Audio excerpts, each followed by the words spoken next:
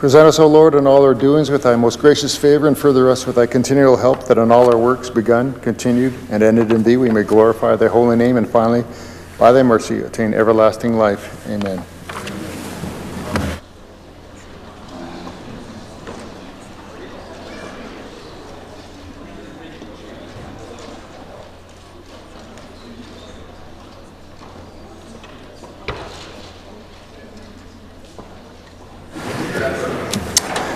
Introduction of guests. Recognize the Minister of Central Services. Thank you, Mr. Speaker. I ask for leave for an extended introduction. Ministers ask for leave for an extended introduction. Is leave granted? Recognize the Minister. Thank you, Mr. Speaker and colleagues. Today, to you and through you, I would like to introduce some very special young guests to the members of the Legislative Assembly. Joining us today are more than 50 students who are here taking part in the program A Day in the Legislative Assembly. These students are from Allen School and Walter W. Brown School in the Prairie Spirit School Division. Yeah, give us a wave. Sure, you bet. All right, an enthusiastic bunch. The students are here today along with their teachers Joel Dreger, Sean Huber, and chaperones Allen School Vice Principal Kelly Wandler, their bus drivers David Dole and Jackie Neufeld, as well as officials from the Provincial Capital Commission. Mr. Speaker, A Day in the Legislative Assembly is an educational program that was created in 2012 by the Provincial Capital Commission in celebration of the 100th anniversary of the Legislative Building, and is now offered semi-annually each spring and fall. The program has been a memorable learning experience for hundreds of Saskatchewan youth, teaching them about our democratic process, its history, and the roles of the members of the Legislative Assembly. The students from Allen and Langham will be touring our historic legislative building, observing their MLAs in session, and participating in a unique panel discussion. I want to thank you, Mr. Speaker, for agreeing to lead this panel discussion with the students in the chamber later today, as well as my colleague, the MLA for Biggar, and the MLA for Regina Northeast, and our legislative clerk for joining that panel discussion. It's certainly my hope that these students will enjoy this behind-the-scenes look into democracy in action in our province, and that we may even be able to inspire a few of them to explore a career in the public service or elected in the Legislative Assembly. I invite all members to join me in welcoming our guests to their Legislative Assembly this morning. Thank you. Recognize a member for Regina Northeast. Thank you, Mr. Speaker. I'd just like to join in the Minister in welcoming the students here today and looking forward to joining them this afternoon and helping them learn about the importance and the function of this their assembly. So, thank you, Mr. Speaker. Recognize the Minister of Finance. So I want to join my colleague in welcoming all the students, but in particular the Allen students. The Allen School is in my constituency, and I've been there a number of times. First, years ago, when my daughter played sports in competition with the Allen students, and then later I've been a judge at oral speaking contests that was held there. And now I like to go there because that's the school my grandson goes. So I think I'm going to be a more frequent visitor at the Allen School when there's events with my grandson. So I want everyone to welcome them to their assembly. Here, here.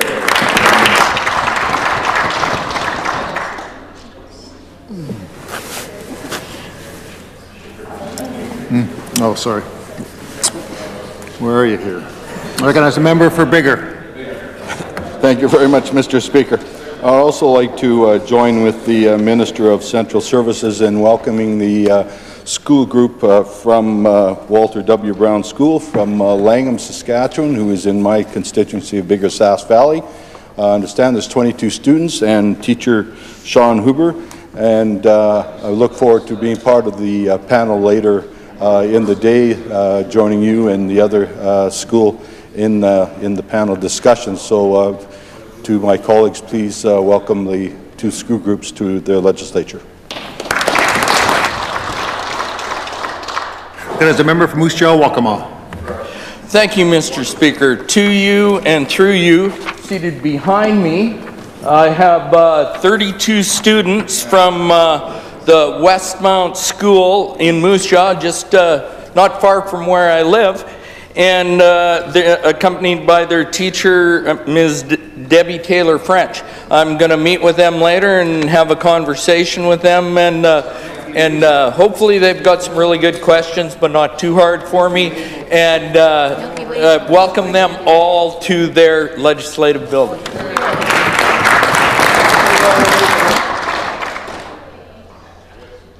Recognize the member for Regina Pasqua. Thank you, Mr. Speaker. To you, through you, to all the members of this Assembly, would like to introduce one of my constituents sitting in West Gallery, Murray Carswell. I ask all the members to join me. Welcome Murray Carswell on his legislative. Thanks.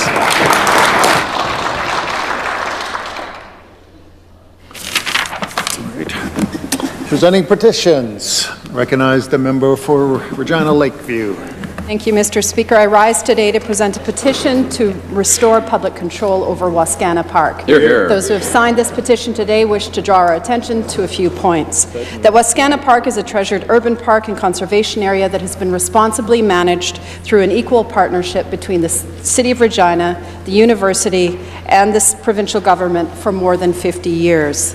That the City and the University of Regina have both expressed an openness to returning to a governance model that is based on equality, and that more and more people in Regina and across Saskatchewan are becoming concerned with the growing commercialization of Wascana Park and want to see it stopped. Mr. Speaker, I'll read the prayer. We, in the prayer that reads as follows, respectfully request that the Legislative Assembly of Saskatchewan call on the government to restore the governance structure of the Wascana Centre Authority and end the commercialization of Wascana Park. Hear, hear. Mr. Speaker, those who have signed this petition today, thank you for the enthusiasm, reside in Regina. I do so present. Hear, hear. Recognize the member for Lloydminster. Thank you, Mr. Speaker. I am pleased to rise today to present a petition from citizens who are opposed to the federal government's decision to impose a carbon tax on the province of Saskatchewan. I'd like to read the prayer. We, in the prayer that reads as follows, respectfully request that the Legislative Assembly of Saskatchewan take the following action to cause the government of Saskatchewan to take the necessary steps to stop the federal government from imposing a carbon tax on the province. Mr. Speaker, this petition is signed by citizens of Paradise Hill, Lloydminster, Biggar. I do so present. Hear, hear.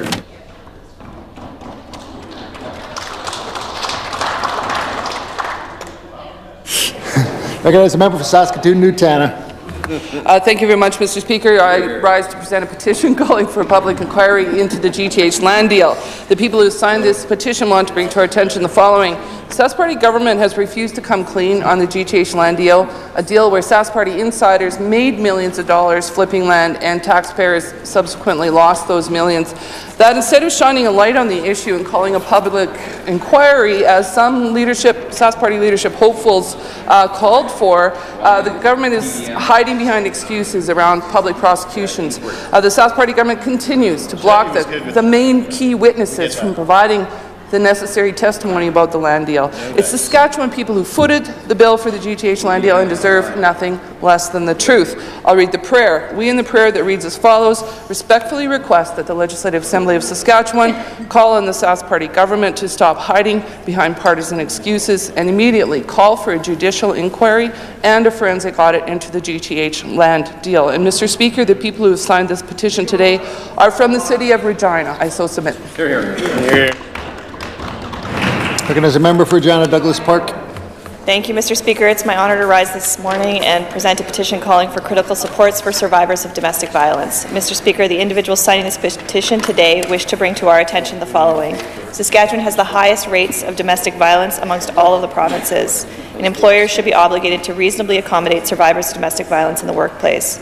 Employees who are survivors of domestic violence should be able to take a leave of absence from their employment without penalty, and Saskatchewan must do so much more to protect survivors of domestic violence. I'd like to read the prayer.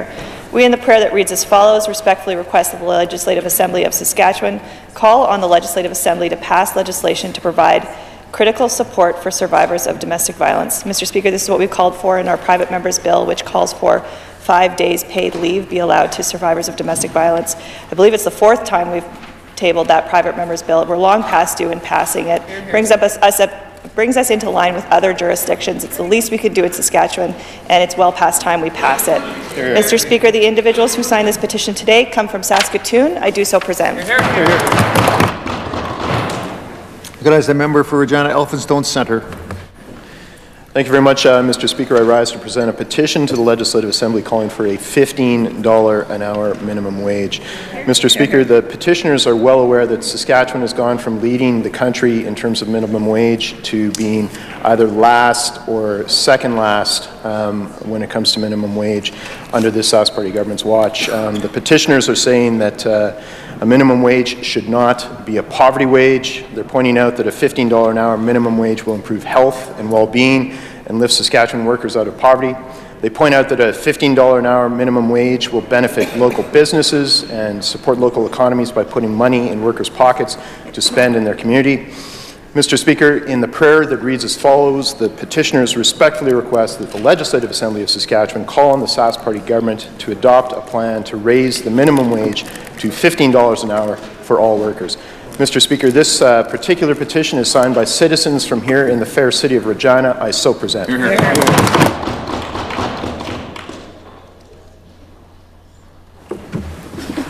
Reading and receiving petitions.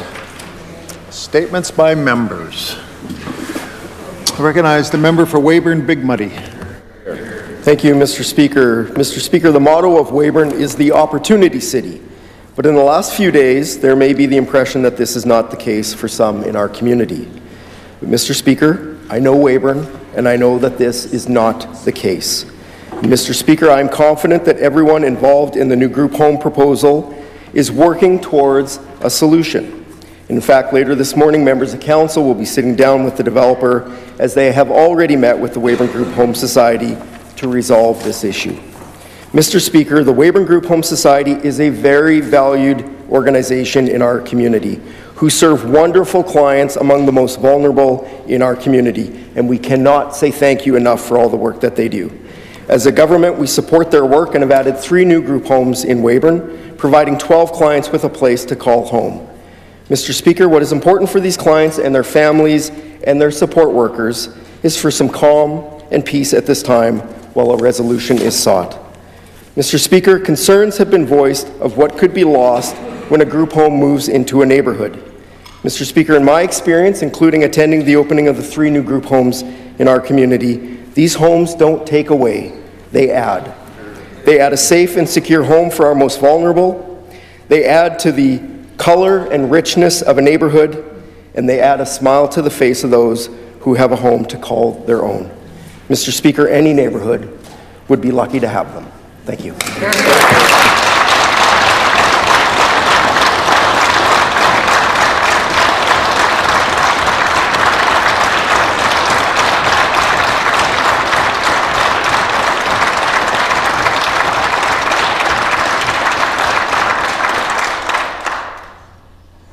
I recognize the member for Regina Elphinstone Centre. Mr. Speaker, while I'm on my feet, well said. And you speak for all of us.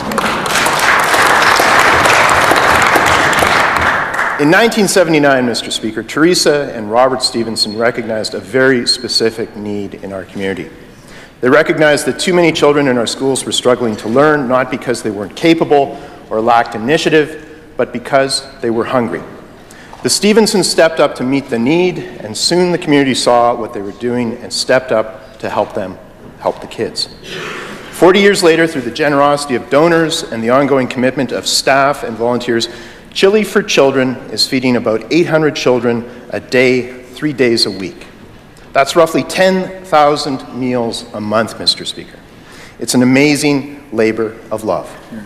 In my home neighborhood of North Central, Mr. Speaker, whenever something gets said about St. Teresa, we tend to think they're talking about Teresa Stevenson. It could not be more fitting that Chili for Children, aimed at providing one of the essentials of a healthy learning environment, recently received the University of Regina President's Community Award.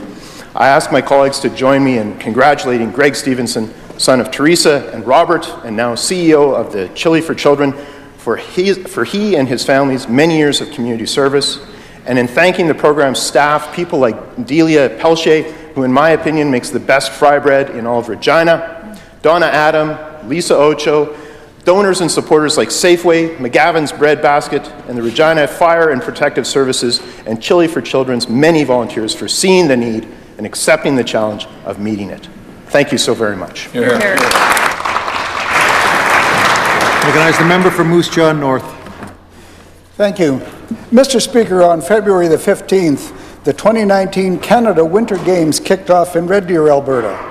For two weeks, over 3,600 athletes competed in 19 different sporting activities as part of Canada's largest multi-sport and cultural event for youth. There were over 215 elite amateur athletes who proudly donned the green jerseys to represent Team Saskatchewan. Among all the athletes was a curling team from Moose Jaw, the Skylar Ackerman rink. Skylar Ackerman, the skip, along with third Madison Johnson, second Chantel Hogue, and lead Samantha McLaren, put on an impressive performance at the Games. They boasted a 6-4 record after round-robin play and entered the quarterfinals tied for 4th place. Their best day of play came on February the 27th when Team Ackerman beat Quebec with a convincing 10-3 victory, and later cemented a 5-3 win over British Columbia in the evening draw. Unfortunately, the Ackerman rink was defeated in the quarterfinals after a hard-fought match against the eventual bronze medalist, Team Nova Scotia. Mr. Speaker, athletes like the young women on Team Ackerman and their fellow Team Saskatchewan teammates serve as some of the greatest ambassadors for our province. They demonstrate that dedication and hard work never go unnoticed. Please join me in congratulating Team Ackerman from Moose Jaw and their fellow Team Saskatchewan teammates on the impressive showing in the 2019 Canada Winter Games. Thank you. Recognize the member for Saskatoon Centre. Thank you, Mr. Speaker. Today I recognize a constituent of Saskatoon Centre, Megan Gilbert, who was featured in the Saskatoon Star Phoenix Young Innovators article in September 2018 for her geological and paleontological contributions that have put Saskatchewan on the map for studying dinosaurs in Canada. In 2 years, Megan has collected and identified nearly 3,000 plant and animal fossils that are now housed at the Royal Saskatchewan Museum. Megan has found numerous rare fossil fragments of the Ankylosaurus, a 6-meter-long spiked dinosaur found near the U.S. border. Thankfully, Mr. Speaker, the Ankylosaurus is no longer with us. Megan's work has provided a better understanding of the evolution of climate and life. She found evidence that suggests Saskatchewan had a tropical climate for millions of years. Megan's outstanding work has been published in the journals of Paleogeography, Paleoclimatology, and Paleoecology. Megan is not just exploring our past, but looking to the future as well. She believes if we understand how animals and plants of the past responded to major environmental challenges, we can better prepare for how climate change may affect us in the future. Mr. Speaker, it is so important that we recognize the outstanding work of Saskatchewan's own researchers and academics. I ask that all members join me in recognizing Megan Gilbert's tremendous contributions to geology and paleontology. Thank you, Mr. Speaker. We recognize the member for Swift Current. Thank you, Mr. Speaker. Last month I had the privilege to attend the 7th annual Carhartts at Caviar event in Swift Current. Created by Great Plains College welding instructor Jared McKenzie, this fundraiser auctions off creations from his students, donated pieces of metalworks, furniture, and art in order to raise funds to enhance the college's welding program. Welding students from Great Plains sported their best pair of Carhartts to a lively audience with hopes to raise as much money as possible for their welding equipment and scholarship program. And yes, Mr. Speaker, there was also caviar there as well. Mr. Speaker, the event was sold out and raised over $13,000 during the live auction. Jared McKenzie has been recognized many times for his teaching abilities and was awarded the Colleges and Institutes Canada Gold Award for Teaching Excellence back in 2016. Mr. Speaker, this was the first time that this award has actually been presented to an instructor from Saskatchewan.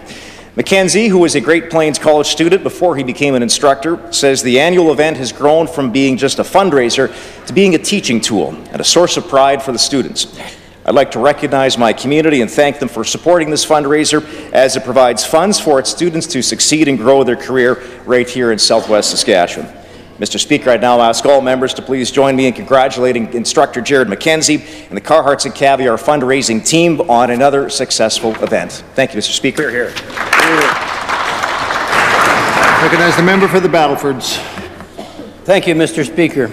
Mr. Speaker, last Thursday I had the pleasure of joining the Minister of Corrections and Policing, the RCMP, SARM, SUMA, and FSIN for the launch of the Saskatchewan Crime Watch Advisory Network.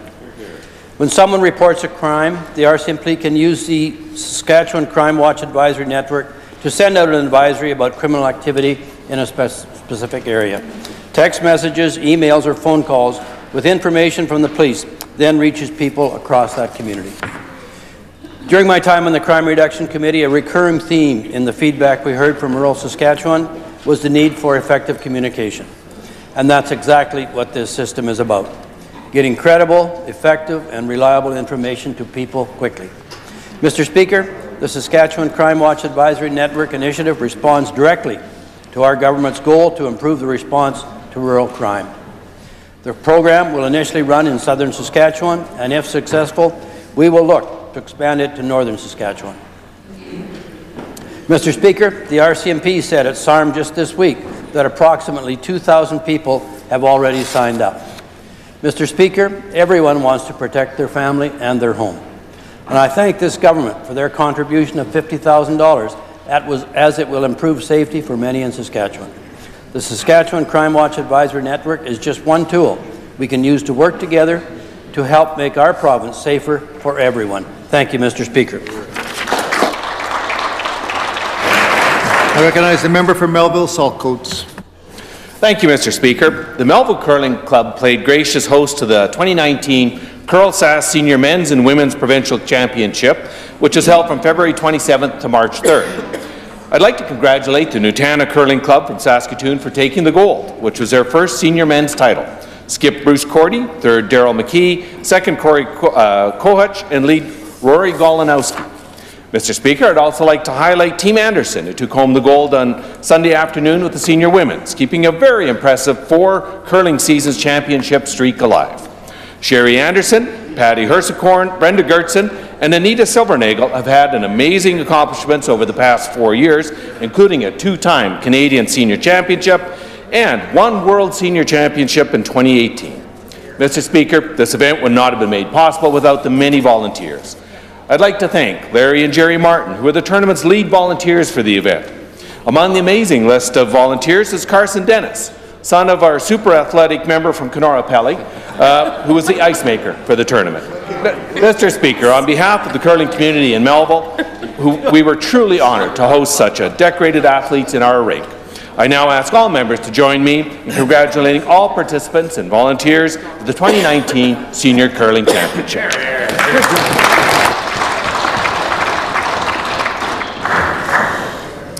All right, question period.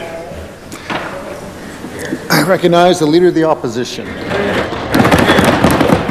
Thank you, Mr. Speaker. Last night I was reading old question periods in Hansard, and I realized I should get a hobby.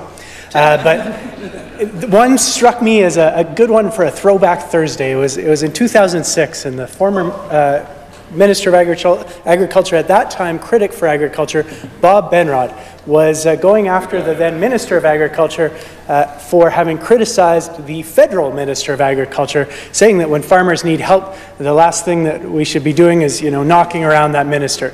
I just thought that was an interesting throwback Thursday when we see the Premier having decided to welcome the new minister into her new role by starting a Twitter feud. Now, that bull in a china shop approach to diplomacy and federal-provincial relationships may make sense if you're on Team Scheer, perhaps less so if you're on Team Sask, Mr. Speaker. But last week I asked the Premier about canola and the challenges that we're now seeing with canola getting into China. And he put forth some important things that he's going to do now and into the future. What was missing from that was, this has been an issue that we've known about for more than 2 years. China's been sending these signals. And this Premier's traveled to the US, to India, to China, and we've heard nothing about his work to try to expand our access to those markets or maintain our access to China. If agriculture is so important to this government, as it should be, why has that been not at the very top of his agenda on all his foreign travels? I recognize the Premier. First of all, I need to clarify, Mr. Speaker, I'm on Team Saskatchewan. Hear, hear, hear, hear. Mr. Speaker, and as yesterday, I extend an open invitation understanding the importance of agriculture in this province to the Canadian economy, Mr. Speaker, the importance of our agri-food exports to the Canadian agri-food exports, Mr. Speaker. We extend an invitation to the Minister of Agriculture to come and engage with our Minister of Agriculture, Mr. Speaker, on priorities and issues, quite frankly, that are so important to us right now, Mr. Speaker. I did engage when I was in China on our agri-food exports, Mr. Speaker. We have 4 crops that are in the queue, Mr. Speaker, to be allowed to export into that market as food-grade crops, oats and faba beans and chickpeas, Mr. Speaker. We did engage with not only the national government in China, we engaged with individuals, Mr. Speaker, that are actually importing our crops and making food for the Chinese people there, Mr. Speaker. As always, we go on trips that involve industry, Mr. Speaker, and we were fortunate to have a number of industry representatives that we met with through STEP and others in China, Mr. Speaker, as we do in all of the countries. This is a priority for this province, Mr. Speaker. The current issue with canola and China is a priority for this province, Mr. Speaker, and we've been reaching out to a number of different entities to ensure that we're able to come to a positive place with respect to that. Hear, hear. I recognize the Leader of the Opposition. Mr. Speaker, a significant concern for farmers across Saskatchewan right now is the fact that the federal government is looking at legislation that would allow endpoint royalties or trailing royalties for farmer-saved seed. Producers across Saskatchewan, including an overwhelming majority of those present at APAS, voted against this change, Mr. Speaker. This is a change that poses great risks for farmers in the province. The Premier likes to pick fights. I haven't seen him win one of them yet, but he likes to pick them. I'm wondering if he's willing to fight for farmers and fight for the right for Saskatchewan farmers to plant the seed that they've grown. Hear, hear. I recognize the Minister of Agriculture. Thank you, Mr. Speaker. Mr. Speaker, this government will always stand up for farmers. Unlike that party did for 17 years, didn't even support agriculture or work with agriculture, Mr. Speaker. Right. We have had the discussion. There's another round of consultations going on by the federal government. We have initiated discussion with all the farmer organizations and commodity groups here in the province that we will be meeting later this year, and we will take a position with those groups. We will come together with a consensus group on what the position of the province of Saskatchewan will be on endpoint royalties, Mr. Speaker. Hear, hear. Recognize Leader of the Opposition. Thank you, Mr. Speaker. The people of Saskatchewan deserve to know what this government's position is today. Hear, hear. I would like a clear answer from the Premier, Mr. Speaker. Farmers deserve a clear answer. Will he stand with companies that are trying to use the law to lock in their profits, or will he stand up for the freedom of farmers to plant the seed that they have grown? Hear, hear. Hear, hear. I recognize the Minister of Agriculture. Thank you, Mr. Speaker. Mr. Speaker, this government will do something that party never did. We will consult with farmers in this province. We will consult with farm groups in this province, and we will ask them what is the position. We will come to a uniform position. We will not be heavy-handed and take a position. We will listen to the groups in this province and come to consensus, and that'll be our position for the farmers in this province, Mr. Speaker. Recognize the Leader of the Opposition. Been going on for a long time. Farmers across the province have already spoken.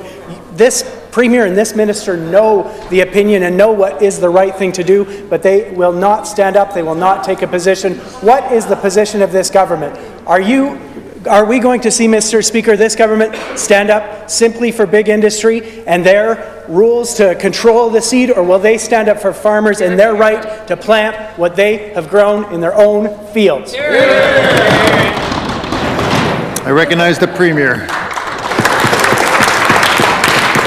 Mr. Speaker, I think we just found out what the definition of Renew Saskatchewan is, Mr. Speaker. The definition of Renew Saskatchewan is this new renewed interest in rural Saskatchewan when we have the NDP caucus that is able to drive to our largest centre, the city of Saskatoon, during a SARM convention and visit when all of the rural leaders from across the province come to our largest city and they feel they've consulted with rural Saskatchewan, Mr. Speaker, in our largest centre in the province. Mr. Speaker, it is members on this side of the House that represent rural Saskatchewan, Mr. Speaker, represent them well, represent our producers across this province, virtually all of our producers across the province of Saskatchewan, Mr. Speaker. We hear the members opposite with their renewed interest in rural Saskatchewan. Well, the fact of the matter is, Mr. Speaker, when they had the opportunity to govern, they were raising the education property tax on rural Saskatchewan land, Mr. Speaker, farmland in the province, all the time, to unsustainable levels, I might add, Mr. Speaker. All the time they were raising taxes on rural Saskatchewan agricultural land to these unsustainable levels. They closed 176 schools across the province, Mr. Speaker.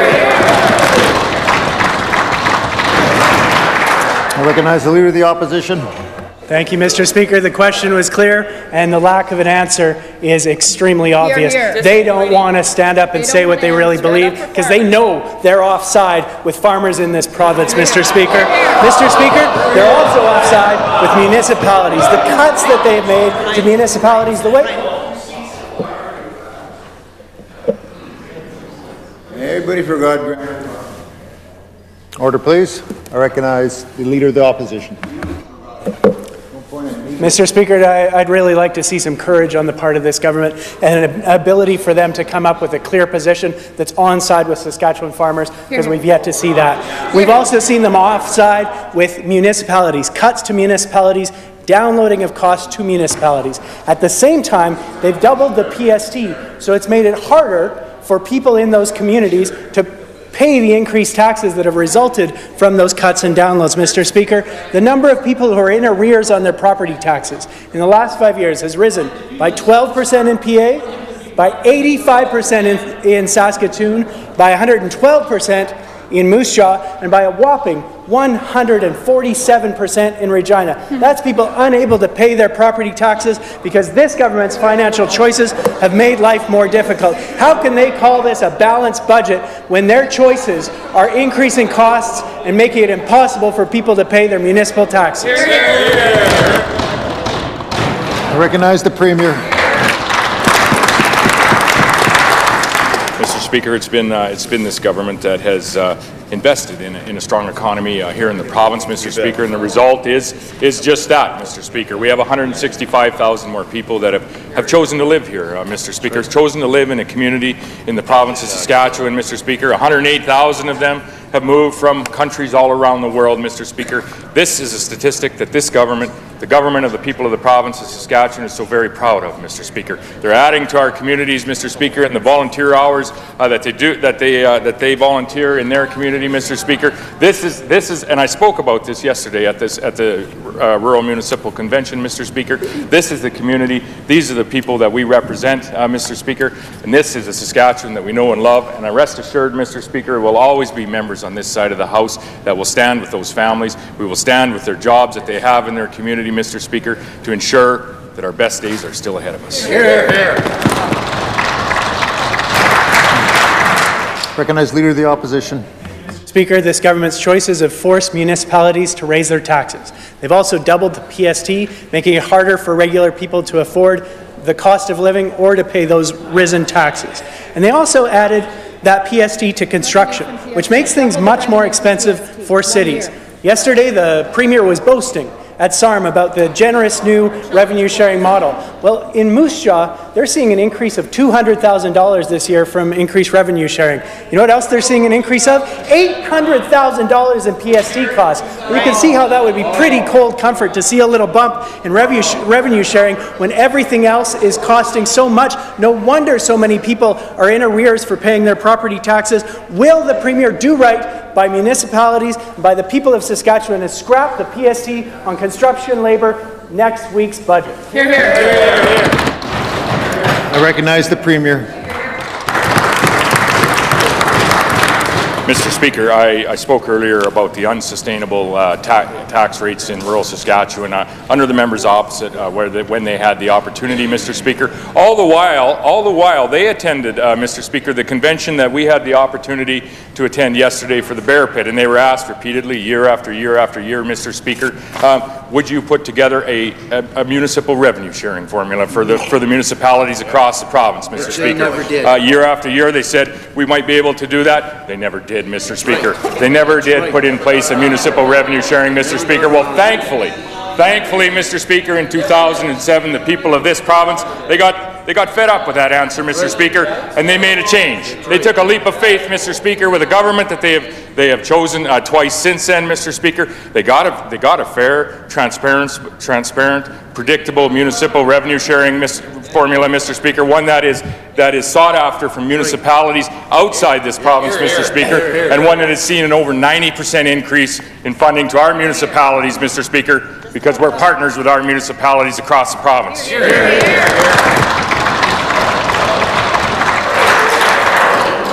I recognize the member for Regina. I recognize the member for Regina Rosemont. Mr. Speaker, for months, the PST on construction contracts has harmed our economy. Building permits are down all across our province.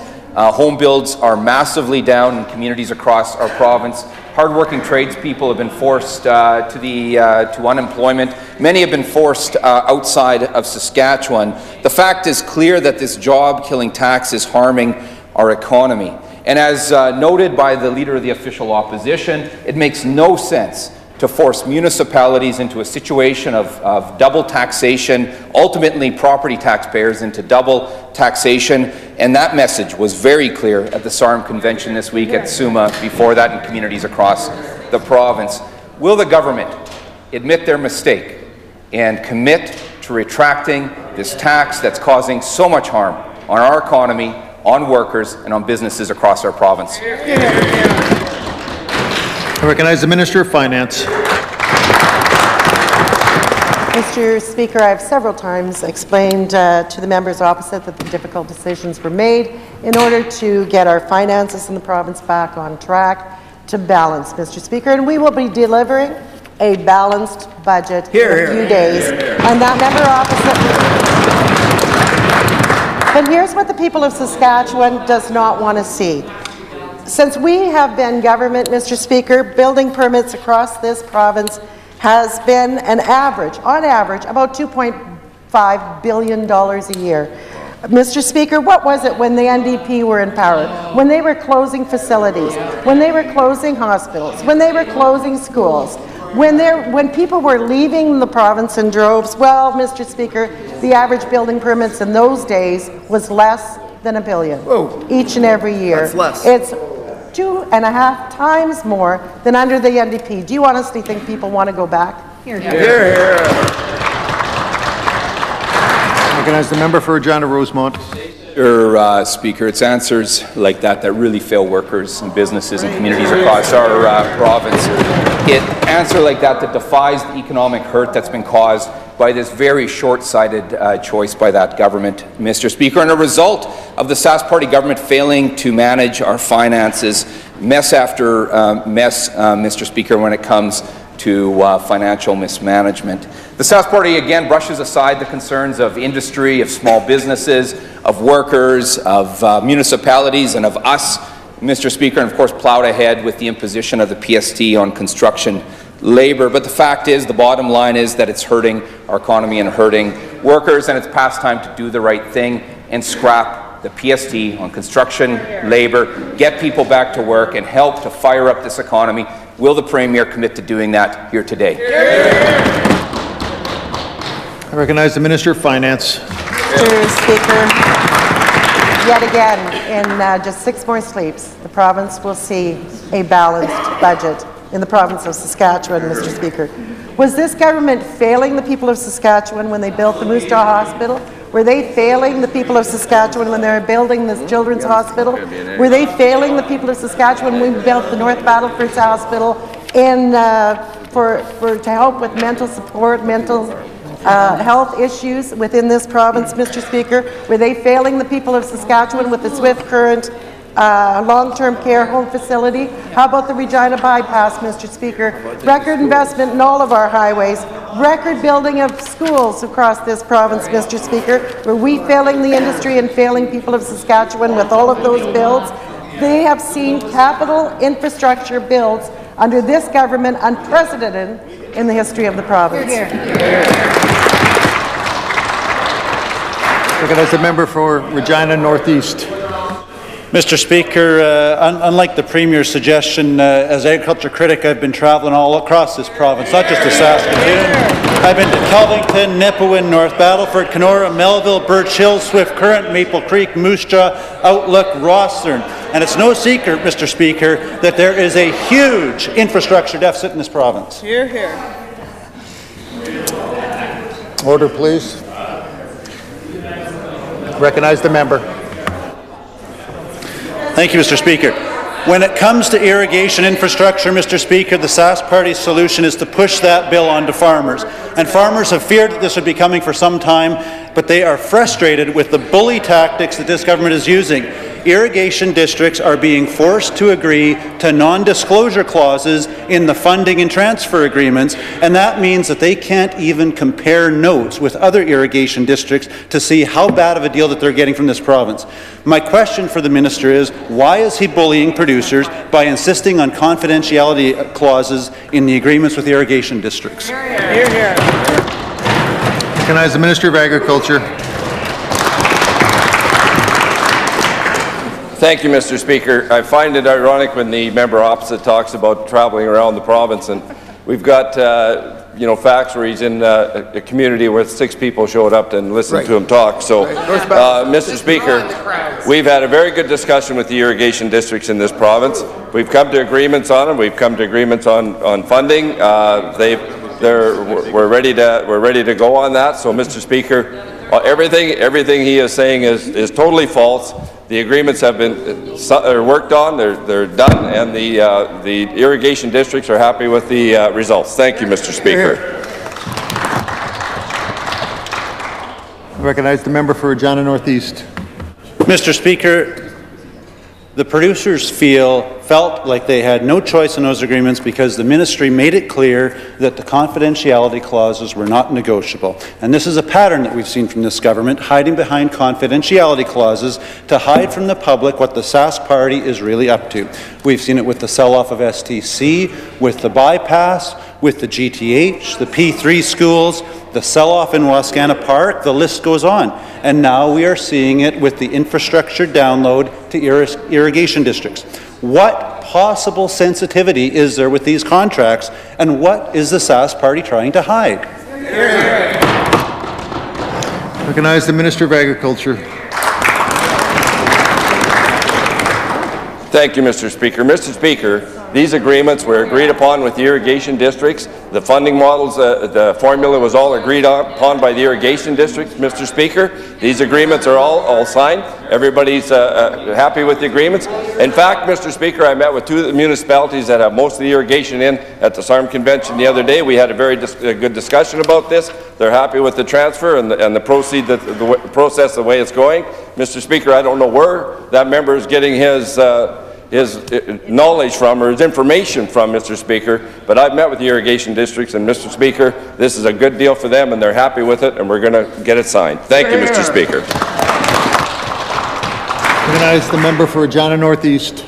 Mr. Speaker, it sounds like the irrigation districts are happy because the minister told them to be happy. Mr. Speaker, if the agreements are so good, then why doesn't the minister table the agreements? If there's nothing to hide, if they're so good for the irrigation districts, why not make them public? Recognize the Minister of Agriculture. Thank you, Mr. Speaker. He's developing mind meld on him. Mr. Speaker, I think that's an insult to the irrigation districts, Mr. Speaker. They can think for themselves. They've done a good deal in negotiating this deal. We worked together through this. I met with the irrigation districts on a number of occasions. I drove up to Outlook. We met in Regina. We've had meetings going on since I've become the Agriculture Minister, Mr. Speaker. We've negotiated this deal. They're happy with the deal, and we're ready to sign it and transfer the assets to the irrigation districts, Mr. Speaker. Hear, hear. Recognize the member for Regina Northeast. Mr. Speaker, the question is simple. Will the minister table the agreements, the funding and transfer agreements with the irrigation districts? Hear, hear. Recognize the Minister of Agriculture. Mr. Speaker, I will not table those agreements. Those agreements are signed with the irrigation districts, Mr. Speaker, and that's if the irrigation districts want to disclose them, they can do it at that time when the agreements are signed and delivered. Hear, hear. Recognize the member for Regina Northeast. Mr. Speaker, the irrigation districts can't disclose them because the minister forced a confidentiality clause on them. So will the minister put these agreements before the legislature? Hear, hear. Recognize the Minister of Agriculture. Mr. Speaker, the agreements aren't even signed yet. Wait till the agreements are signed, Mr. Speaker. Hear, hear. Recognize the member for Saskatoon-Newtana. Minister of Agriculture, Mr. Speaker, needs to look up what a non-disclosure agreement actually means before he makes comments like that. Now, I'm going to try this again today, Mr. Speaker. In October of 2016, 2 months after the now Finance Minister had taken over as Minister of Governmental Relations, she wrote a letter to 34 members of the public who had raised concerns in July of 2016 about multiple infractions of provincial legislation and serious financial irregularities from the village of Pinehouse. In her response, she indicated that she will, quote, schedule a meeting with the village council at the earliest opportunity to assist them in complying with the provisions of the law. She added that the concerns and recommendations will also be responded to by the Ministry of Justice. So our question for the Minister, Mr. Speaker, did the now Finance Minister, then Minister of Government Relations, meet with the village council in her official capacity as promised? How many times, and what were the results of her efforts to assist them in complying with the provisions of the law? Recognize the Minister of Government Relations. Mr. Speaker, we always work with municipalities that are out of compliance to help them get back into compliance. SARM, SUMA also work with municipalities that struggle with compliance. A lot of times what we find is that there may be lacking capacity issues. We received a report from the Office of the Information Privacy Commissioner on November 13th. It was clear from the report and the comments that were made by the Mayor at that time that the village is really not interested in compliance. So that report also recommended that the Minister of Government Relations then intervene in the village of Pinehouse. We acted on those recommendations and appointed Neil Robertson as our inspector to look into this situation. He is undertaking a very thorough analysis, and we're awaiting his report. Hear, hear. Recognize the member for Saskatoon-Newtana. So, Mr. Speaker, in 2018, the now Minister of Government Relations launched an investigation into the village's failure to follow law. 13 times, the Information and Privacy Commissioner found that the village failed to follow the law. But perhaps, if the Finance Minister had acted back in 2016 like she said she would, things wouldn't have become so dire. Now, the Justice Minister also mentioned that the investigation is ongoing, but he didn't commit to making it public. When will that investigation be completed? When will the report be delivered to the Minister? And will he make all of the findings of that report public? Recognize the Minister of Government Relations. Mr. Speaker, as I indicated, that quite often we see municipalities that are struggling with capacity to take on the responsibilities of governance. November 19th, we received the request from the Office of the Information and Privacy Commissioner to act on some of his requests that he had found with the Village of Pinehouse in his communications with them. It's very clear we found out that the Village of Pinehouse is not interested not interested in the compliance side of things, so we have since launched an investigation. We have acquired a very capable individual, Neil Robertson, and we're awaiting his report. Hear, hear.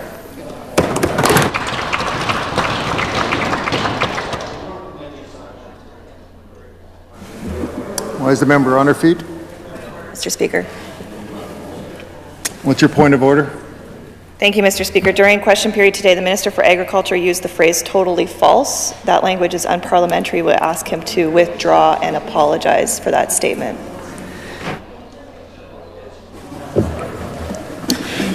I think I heard completely false during debate. I mean, that's during debate over the facts. And he didn't say he was deliberately misleading this House. So I'm not going to rule. That in favor. So.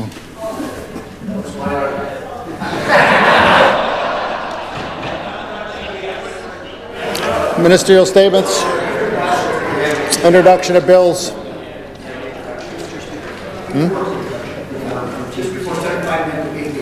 Presenting reports and standing in special committees.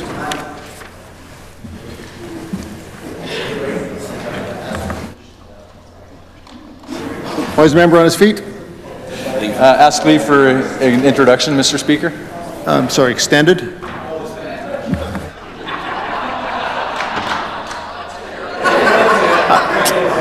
I recognize the member.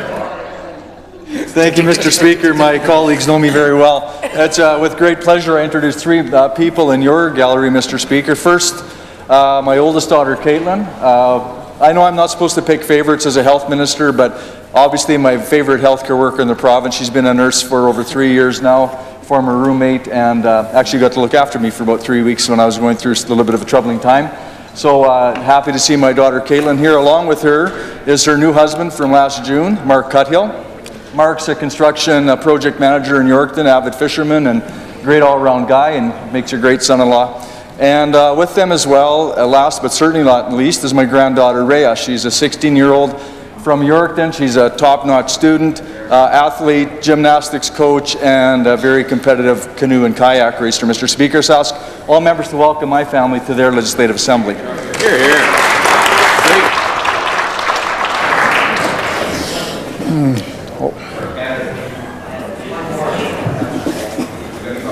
Why is the member on his feet? For leave for introduction, Mr. Speaker. Another member has asked for leave for an introduction. Is leave granted? Recognize the member. Thank you, Mr. Speaker. To you, through you, to all the members of this assembly, I would like to introduce few of my friends sitting in East Gallery: Sandeep Singh Sadhu, Jatinder Brar, Sukhchan Sadhu, Ham Jutla, Sunny Bajwa, Jatinder Rumana. Mr. Speaker, this is the team that arrange Guru Nanak Sahib kitchen, free kitchen on every Sunday from 1 o'clock until 4 o'clock. I ask all the members to acknowledge their volunteer work, what they do for the free kitchen, and welcome them in their Legislative Assembly. Thank you, Mr. Speaker.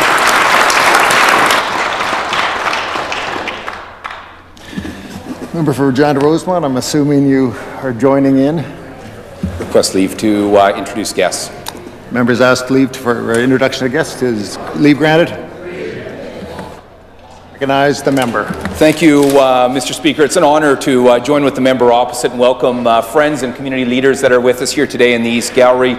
Leaders not just in the Sikh community within our province and our community, but leaders within our province as a whole through many facets, Mr. Speaker.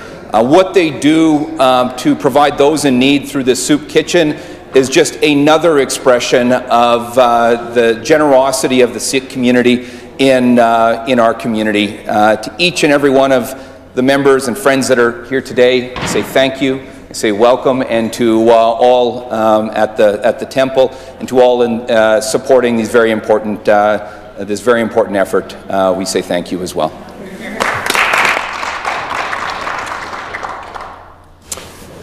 Orders of the day. 75-minute debate. Ms. Saar. Recognize the member for Regina Douglas Park. Thank you, Mr. Speaker. It's my honor to rise this morning and enter into the debate that's before us today. I'd like to first start my remarks by saying how grateful I am to the Minister for Rural Remote Health and all the other members who've introduced guests in between me giving a point of order and me having to stand for a 75-minute debate, because it gave me the opportunity to actually open my binder and move some documents aside. It's always a really quick transition, especially on this opposition side, to move from question period to 75-minute debate. So I would just say I don't think it was intentional on anybody's parts. These are important guests that we are introducing. But selfishly, I'm very happy that that just happened. We have a lot to talk about with respect to this development that's been going on in the park and the governance change and the problems that we've seen specifically since the government took over control over the Wascana Centre Authority. It folded it into the Provincial Capital Commission and changed the governance structure. And the growing level of concern and discontent we've heard from the public has brought rise to the situation where we are today now with the Brand project currently on hold pending the outcome of the auditor's investigation. I know I'm not going to be able to provide all the information that I'd like to provide about this in only 15 minutes. I'm grateful to my two other colleagues who will be participating in this debate today as well. But I know this won't be the last time. It certainly won't be the last time, much to, I'm sure, the Minister's chagrin, that we'll be discussing this topic again. Again, like I said, where I want to start is on a discussion around the governance structure changes and the impact that that has had.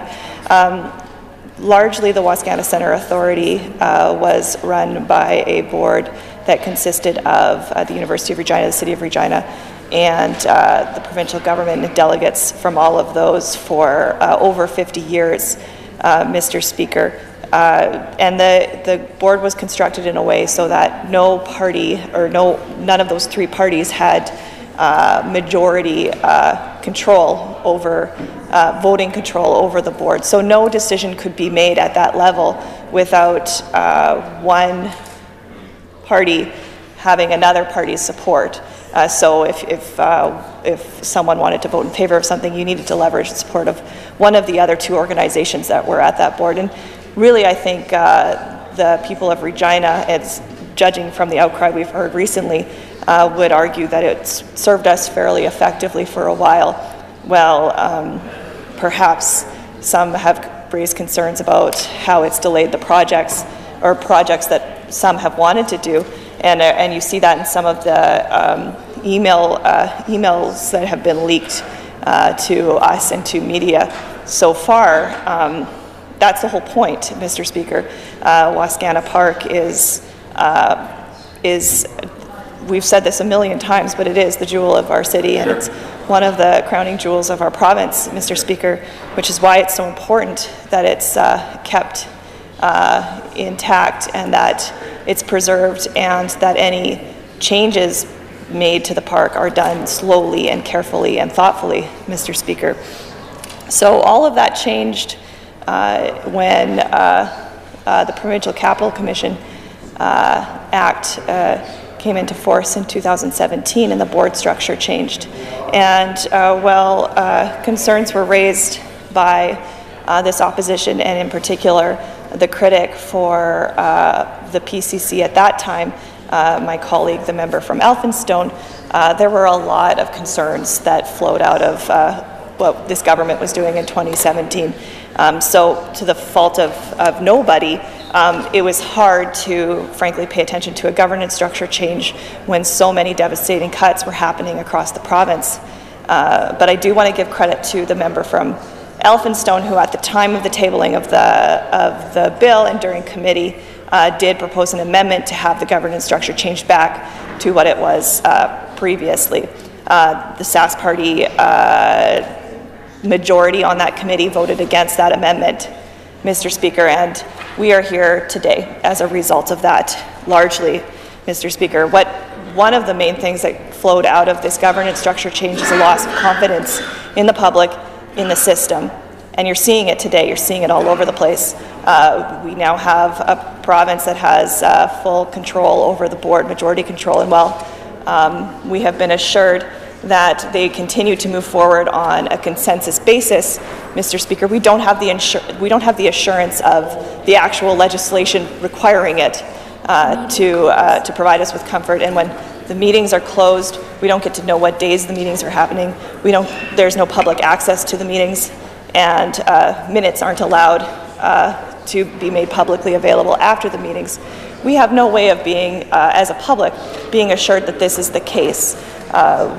We strongly believe that no political party, any political party that's in government, should be in control and should have a unilateral power over the park.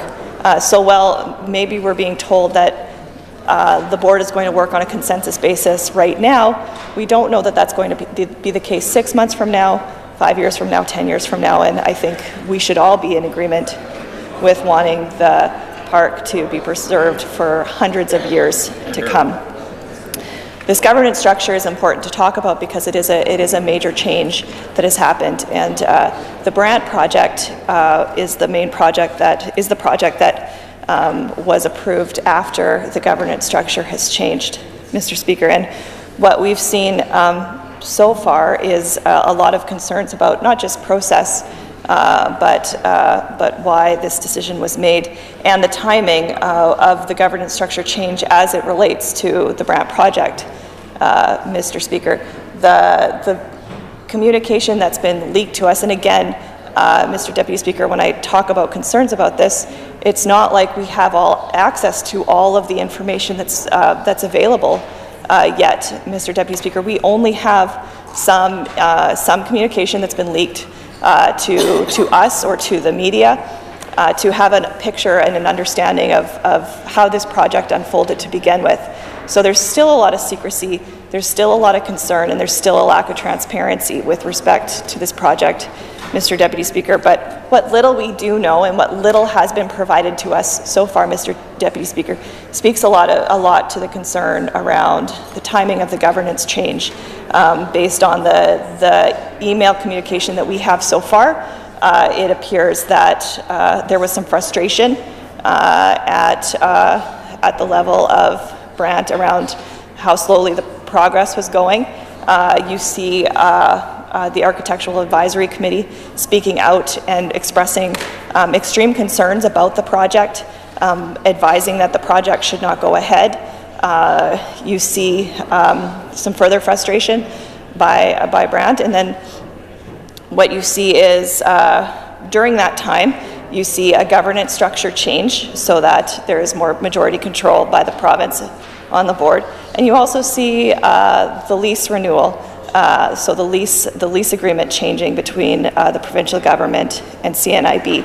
And I do want to point out, and I know the Minister and I have had some debate over this in question period and in the rotunda about the lease, the 1955 lease agreement and the 2016 lease agreement.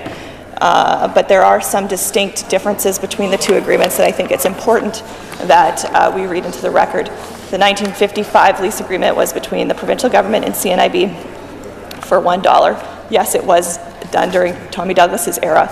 It's a fantastic thing for a nonprofit that needed the support. The 2016 lease, while it also is a provincial government lease with CNIB for $1, has some very significant changes to it, and in particular, I want to point the public's direction to Schedule C of the lease agreement, which did not exist in the 1955 lease agreement because it states explicitly that the lease cannot be assigned or subletted without approval from the Wascana Centre Authority.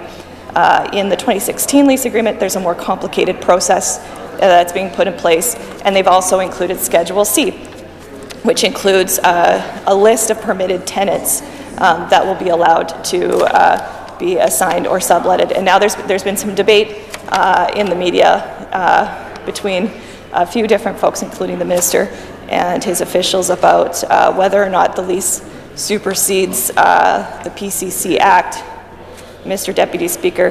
But I do point that whatever the outcome of that is, whether or not it should be the legislation that supersedes the lease, Mr. Deputy Speaker. But why was this lease drafted in the way that it was? It's a government lease. It was drafted by government officials who are well aware of the legislative requirements, Mr. Deputy Speaker. So then why do we have something like Schedule C?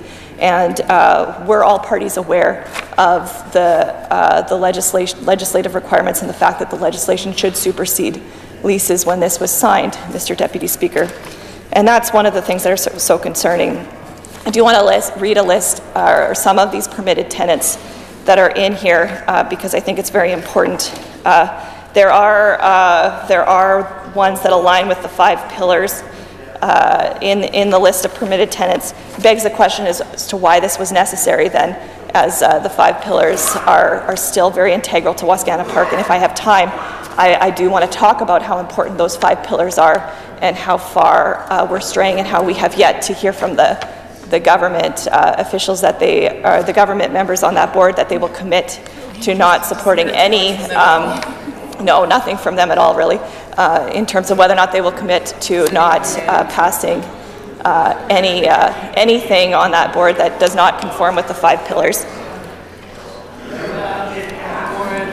It's a real consensus thing you got going over there now. Seems like the member from Walsh. Mr. Speaker, the member from Walsh Eager seems to want to say something, so I'm really hoping he's entering in the debate this morning because we have yet to hear anything from him or any of the Regina Sask Party MLAs on this issue. So I'm really looking forward to seeing if himself or if any of the Regina Sask Party MLAs are speaking at this in this debate today, Mr. Speaker. The one I wanted to speak about, I know my time is limited, so I do want to say the ones that are concerning that are in this Schedule C that do not conform with the 5 pillars include this, and this is number 6 of Schedule C. Tenants whose purpose, directly or indirectly, is ameliorating the conditions of the blind, including but not limited to the CNIB, optometrists, ophthalmologists, or other eye and vision care professionals. Now, Mr. Speaker, Mr. Deputy Speaker, that's not inconsistent with what the 1955 lease had said, or the 2016 lease, but more concerning is number 7 and number 8, tenants whose purpose is not inconsistent with permitted tenants in paragraphs 1 to 6 above, including but not limited to general office tenants, the nature of whose activities do not unduly detract from the activities of other tenants in the lands and or improvements, Mr. Deputy Speaker. So while the other portions of this do seem to align, this one really opens the door much wider than both the PCC Act calls for and what is traditionally allowed in Wascana Park, Mr. Deputy Speaker. And this is part of why there has been so much concern raised. We've heard a lot about a lack of assurance as to who would be in that park. This is an important piece of land that I'm sure everybody, any developer would love to have the opportunity to develop an office building in that park. It's a great space to be able to rent out, Mr. Deputy Speaker, which is why, again, it's so important that we have a process that people trust and we have a process that moves slowly and thoughtfully, Mr. Deputy Speaker. That is what the former process was, and that's what was why it was so successful, not this essentially knee-jerk situation that we have now, Mr. Deputy Speaker. I know my time is very limited. I did also want to talk about the concerns that were raised in the report, The Heart of Saskatchewan, the Wascana Park report, that did speak to the concerns around funding and the lack thereof of sustainable funding for the park and the damage that has on the future of the park.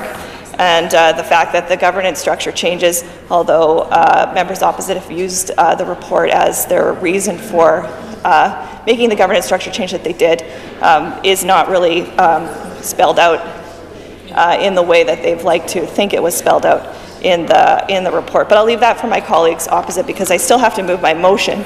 So I would like to spend the next 25 seconds moving my motion. I'm moving that this Assembly calls on the Sask Party government to reverse its takeover of Wascana Park and restore the board structure of the former Wascana Centre Authority, and that this Assembly calls on the Sask Party government to stop the 4-story office building as proposed and ensure that the CNIB is able to build a new facility that meets its needs while maintaining the integrity of the park, of Wascana Park. Here, here, yes.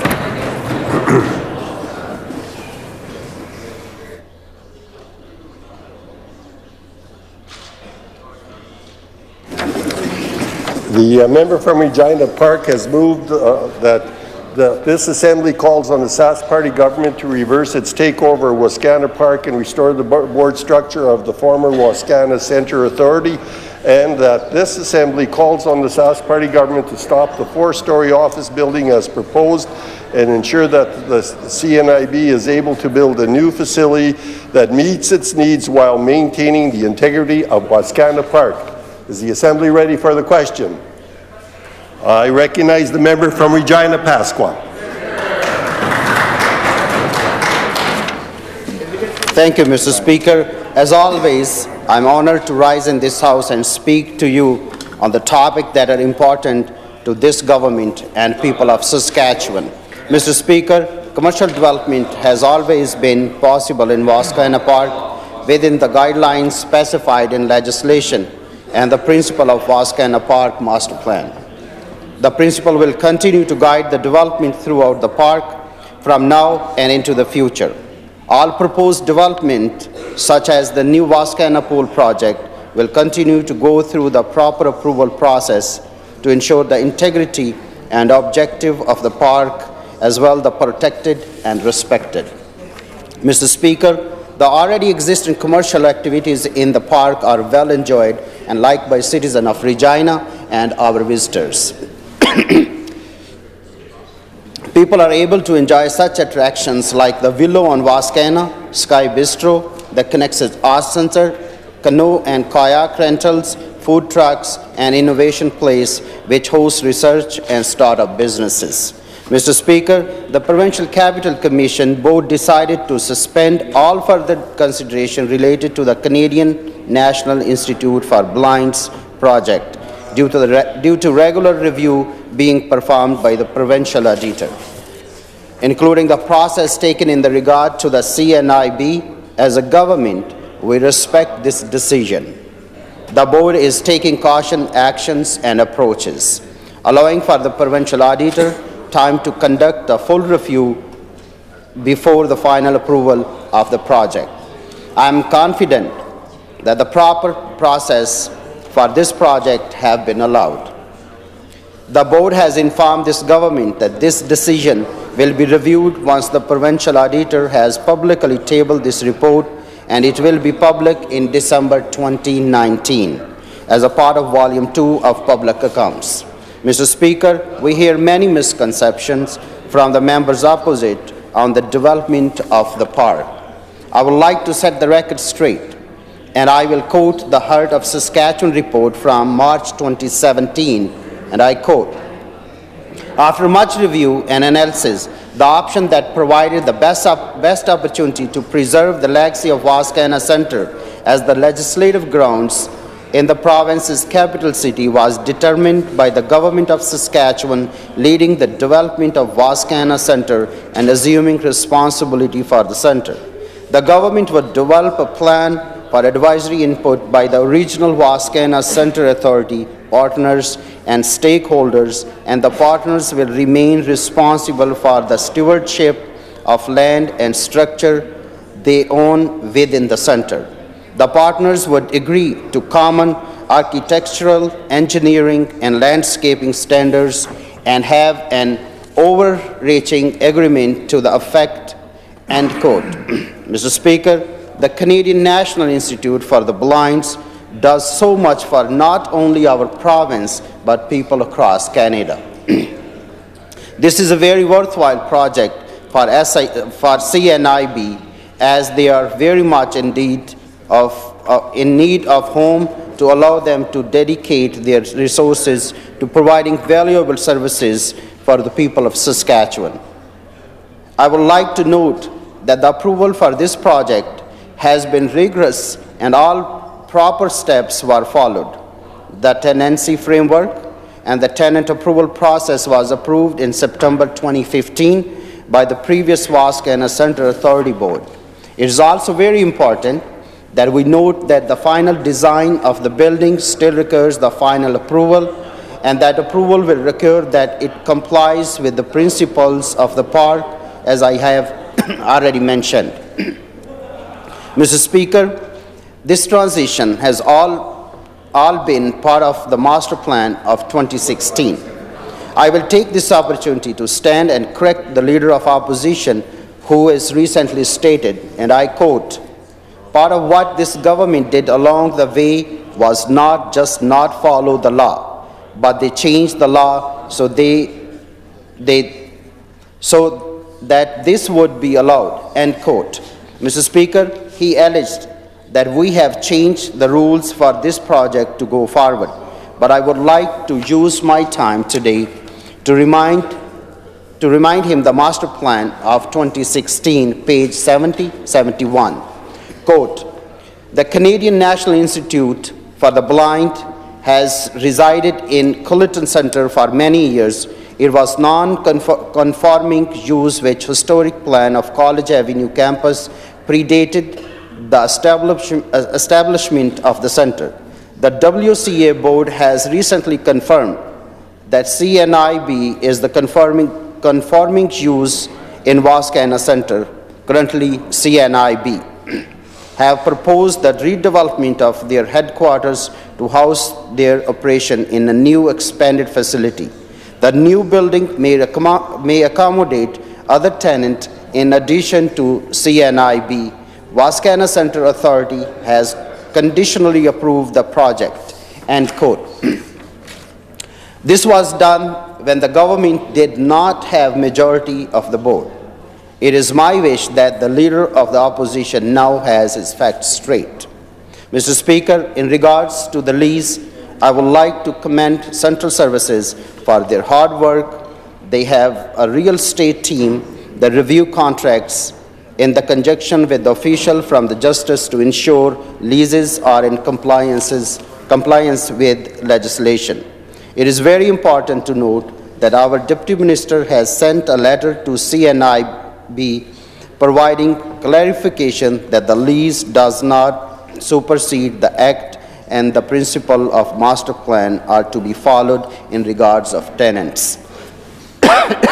In regards to the $1 lease, let the record show that the lease agreement is between the Government of Saskatchewan and the Canadian National Institute of Blinds. An extension of the lease and the lease rate were granted based on an agreement from 1955. There is a process, Mr. Speaker, and many guidelines that our government has and will be following. Moving forward, the PCC and the Canadian National Institute for the Blinds are going to look at recommendation the auditor makes and will respond accordingly. We are going to let the auditor do her work and respect the lawful process. Mr. Speaker, our government has made record investment into Wascana Park. Between all the funding partners, there has been more than $75 million invested in Wascana Park in last 1 decade. Of that number, approximately $45 million was contributed by the province. This is 35% increase in funding directed toward the Wascana Park in our last year compared to the NDP they did. In 2017-18 fiscal year, the Provincial Capital Commission undertook many projects totaling $1,363,000 and Arboretum Park development at the cost of $494,000, Mr. Speaker. Mr. Speaker, this government will never take advice from the member opposite since have taken the government. Saskatchewan has seen the great investment and improvement, world-class innovation, and the growth in population. The members opposite are out of touch and out of pace with the way this province continues to grow. They got that message, Mr. Speaker, I hear that. As the provincial auditor is reviewing this project, we are not going to prejudge her work. We know that the PCC and CNIB are going to look at any recommendation that the auditor makes and will respond accordingly. We are not going to speculate like the members opposite do. On this side of the House, we have respected for orders, law, and process. We are going to let the auditor do her work and then will process accordingly. Mr. Speaker, I definitely not supporting the motion put forward by members opposite, and would like to show a few of the investment, Mr. Speaker, that our government spend money on these projects. In 2017-18 fiscal year, the Ministry of the Central Services undertook many projects as well with an overall costing is $513,000 project, including road curb and sidewalk maintenance and cost of $304,000. Also an electrical cost totaling $209,000, Mr. Speaker. And as I said, I'm not supporting the motion put forward by the members opposite, Mr. Speaker, and thank you very much. I recognize the member from Saskatoon Centre. Thank you very much, Mr. Speaker. It's a really important debate we're having here today. This is something that has implications right across Saskatchewan, and I appreciate my colleague bringing it forward. Of course, for many of us, it's a simple fact that Wascana Park is a beautiful park, but it really means so much more in terms of honoring the Indigenous folks and the fact that we're here on Treaty 4 territory. You know, every day on Square Street Mall, I walk by the big bison, Wascana, the origin of the name Wascana, and what that means for us as a province. It's pretty significant.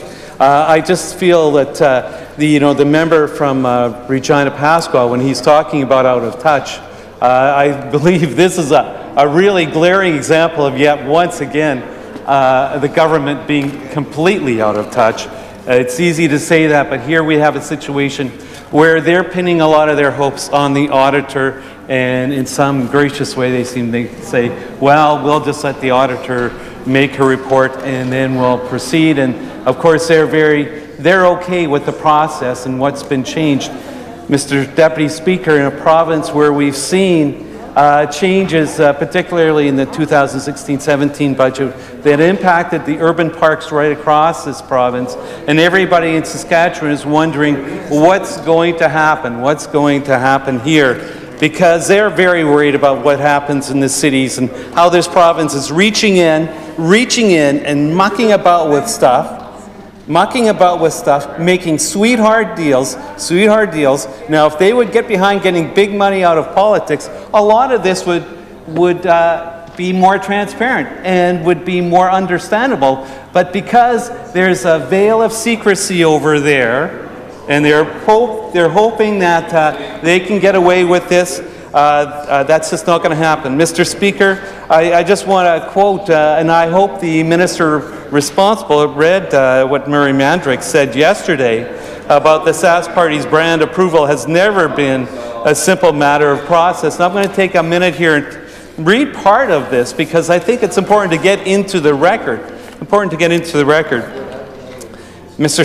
Deputy Speaker, I quote, "But typical of a government that's learned little from its GTH experience, it doesn't seem to get Ferguson actually talked a great deal about the processes either ignored or skirted by Bill Boyd et al. To do things that shouldn't have been done." He goes on to say, this is what auditors do. They find if a process was followed and if the right processes are in place. So it's rather dangerous for anyone to presuppose Ferguson will conclude something that neatly lines up with government talking points. Already Ferguson knows a lot about this process because of the information that's already been reported. All of this has been passed on to her office by now. For example, she knows Brant was involved with CNIB in the development of this project well before the tendering process that we still haven't seen. She knows the Architectural Advisory Committee chair in June 2016 concluded Brant's proposed development would contravene both the WCA's master plan and the Wascana Centre Authority Act. I end my quote there, Mr. Speaker. So we wait and we see what happens. But the government could do the right thing, Now, you know, Mr. Deputy Speaker, I had the privilege of working for Wascana as a summer student in 1980 and again in 1982. Now, during my interview process, and I bet the minister who's entangled in this fiasco probably doesn't know the answer to this simple question I was asked. You know, Wascana has a lot of lampposts.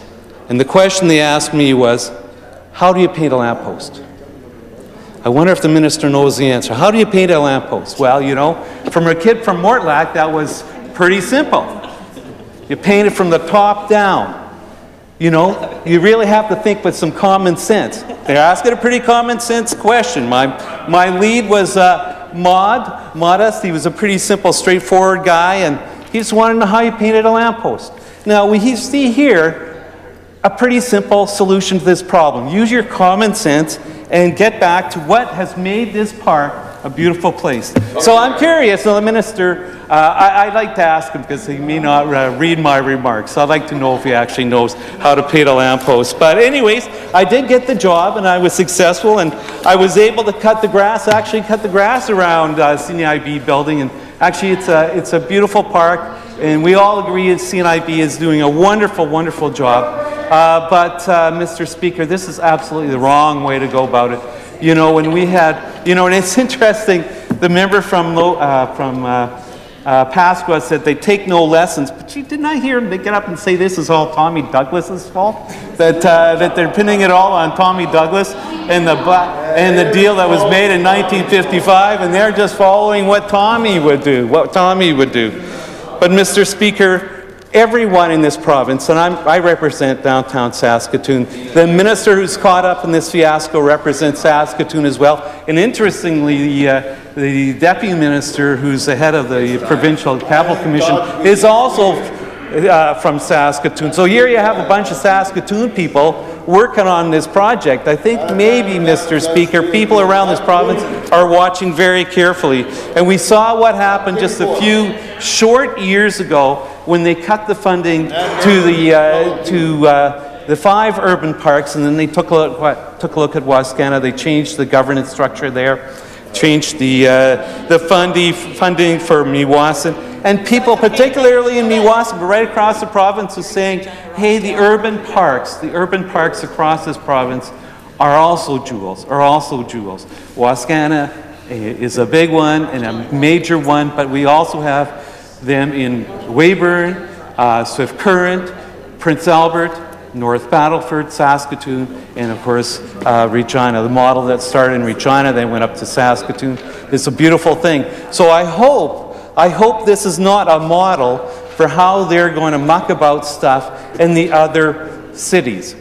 They come in with a Trojan horse and they say that they're going to do this municipal revenue sharing. But today we saw what happened in Moose Jaw, where you're getting $200,000 more dollars. That's a good thing, but they're paying $800,000 in PST. What kind of a deal? And they expect to be thanked for that. And yet we saw the members from Moose Jaw, both members from Moose Jaw, vote in favor of cutting the funding for Waccamaw. Yet we have petitions day after day saying that was absolutely the wrong thing to talk about being out of touch. Those 2 members from Moose Jaw said, we're giving more money to the city, but yet they took back $800,000 in PSC on construction labor. Now, why? I would understand why some of those people are thinking about whether they should run again. And so, Mr. Speaker, we are seeing this. Is this the master plan of this government on that side? And of course, you know, as I said, we've raised this issue, and of course these folks voted against this last spring, is to get big money out of politics. As I said, if this was simply done like other provinces and the federal government, where people believe that politics should belong to the people of the province, that we ban corporate and union donations, and we get on like everyone else, what everybody else is doing, because they believe that's better policy making, a lot of this would be resolved. The question marks remain about the sweetheart deals that are there, that you look at what the potential is. And so, Mr. Speaker, I think this is a very, very important resolution that we have here. And we are all looking right across the province. We're looking at the minister, who is, ironically, from Saskatoon, and how he's handling this, and how he handled Meewasin, and stick-handled that fiasco, and then now he's back here in Regina on very thin ice on Wascana Lake here, I think he's going to see himself really caught up with the, well, he should do the right thing before the auditor's report comes out, because, you know, the people are thinking this is a beautiful park. We need to support CNIB. We need to make sure their building is replaced, but we need to do it in an appropriate fashion that's transparent, that we haven't switched up the rules halfway through the game, which these folks are prone to doing. And so the right thing to do, Mr. Deputy Speaker, I think, is for the government side to join us in supporting this resolution today, and then getting out there and saying, hey, we're going to do the right thing and restore confidence of the people of Saskatchewan and Regina to this, this issue. So thank you very much for your time, Mr. Speaker. I will be in favor of this motion. Thank you. I recognize the member from Saskatoon University. Well, thank you very much, Mr. Speaker, and it's my pleasure to rise in the Assembly today to speak to the motion, and it's really good to see the member from Saskatoon Centre get up on his feet and add to the discussion. I so enjoy his comments about mucking about and working in Wascana Park in the 1980s and painting things. It just warms the cockles of my heart to hear him speak about his past. But I find the motion a bit odd, Mr. Speaker, as it seems to imply that the Canadian National Institute for the Blind facility would somehow ruin the integrity of Wascana Park. Commercial development has always been possible in the park within the guidelines specified in the legislation and the principles of the Wascana Park Master Plan. Those principles will continue to guide the development throughout the park now and into the future. Any proposed development will continue to go through the proper approval process to ensure the integrity and objectives of the park are protected. The approval process for this project has been rigorous, and all the proper steps were followed. Mr. Speaker, development is part of the Wascana Master Plan. Development can help bring more services, businesses, and attractions to the park, bringing in more residents and visitors. Now, Mr. Speaker, as you and all the other members know, I'm the MLA for Saskatoon University, so I'd like to take this opportunity to talk about the Meewasin Valley in Saskatoon and how smart development has enhanced Saskatoon, the river, and the community. Mr. Speaker, I was looking at the Meewasin Valley Master Plan 2014 to 2024, and right in the mission, it says, quote, recreation and development balanced with conservation, end quote. And I think that is a balance that Meewasin has really achieved. The Meewasin Valley in Saskatoon has some amazing developments, such as River Landing, the Ramey Art Gallery, Persephone Theatre, Optimist Hill, the Nutrien Wonder Hub Children's Discovery Museum, the new Nutrien Tower, the Besborough Hotel, and so much more. Mr. Speaker, River Landing was designed to reclaim the riverfront with development of a new park, the Ramey Modern Art Gallery, a live performance theatre, and the Prairie Wind Landmark. The riverfront includes a pavilion building, which is a seasonal concession, the amphitheatre, which holds concerts, dance lessons, and more, art installations, and a water play feature. If any members of this Assembly have been to Saskatoon's downtown, they have undoubtedly seen our new and beautiful Ramey Modern Art Gallery at River Landing. The new building was made possible by the generous donation by Ellen Ramey on behalf of the Frank and Ellen Ramey Foundation. The 11,000 square meter Museum of Modern and Contemporary Art opened in October 2017. In 2018, the gallery has had more than 400,000 visits. And I'm sure the member from Saskatoon Centre would agree with me, it is a true jewel on the banks of our river. Mr. Speaker, Persephone Theatre is now located in the Ramey Arts Centre. The new location includes a 421-seat main stage, a 150-seat black box second stage, 2 classrooms, and 2 rehearsal halls. Persephone's seasons have grown to include a 6-play main stage series, a 3-play second stage series, and 6 productions for youth. With the development of River Landing, there has also been additional commercial development in the area to meet the needs of those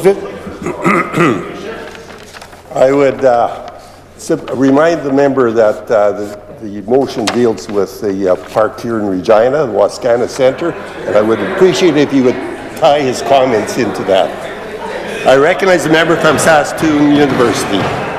Well, thank you very much, Mr. Speaker, and with a little patience, I'm sure you'll see where I'm going with this. With the development of River Landing, there's also been additional commercial development in the area to meet the needs of those visiting, including Shift Restaurant, State and Main Restaurant, Good Earth Coffee House, and the Banks condo development. One of the newest additions to River Landing is the Alt Hotel by Le Germain. Well, Mr. Speaker, last summer, it was announced that Nutrien will be the anchor tenant in the new Nutrien Tower that will be in River Landing. The new tower is set to be the tallest office building in the province and the home of Nutrien's Saskatoon office. It will include a rooftop winter garden and patio, fitness center, and on-site conference facilities. The building will be environmentally sustainable and energy efficient, with developers targeting LEED Gold certification. The company's 400 employees will occupy the top 8 floors of the building. This is a very exciting development for Saskatoon and for the entire province. And west of these developments, Mr. Speaker, is the Saskatoon Farmers Market and Ideas Inc. It's a business incubator. A former electrical garage was renovated to form an indoor farmers year-round home for the market in a beautiful setting, while also providing Saskatoon residents with ready access to high-quality food from local producers.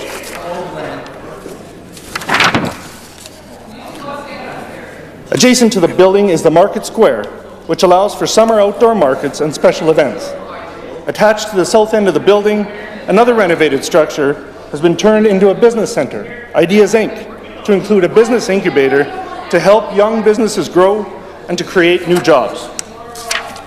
Now, Mr. Speaker, I had the opportunity to speak about the grand opening of Optimist Hill in a member statement last week, but I'd also like to take the time to refresh members on this exciting new development in Diefenbaker Park, located in Meewasin Valley. Optimist Hill is a new state-of-the-art winter playground with affordable equipment rentals to make outside play easy and accessible for everyone in the community. Diefenbaker Hill had to add 30 vertical feet to make this dream possible. This winter, the ski and snowboarding hill, the terrain park, and tubing lanes are all open. This is just phase 1.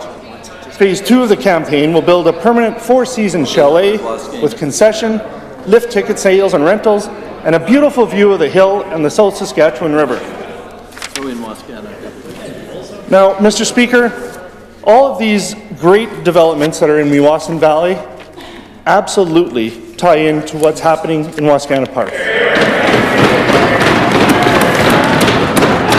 We knew you'd get to it. You knew I'd get to it sometime.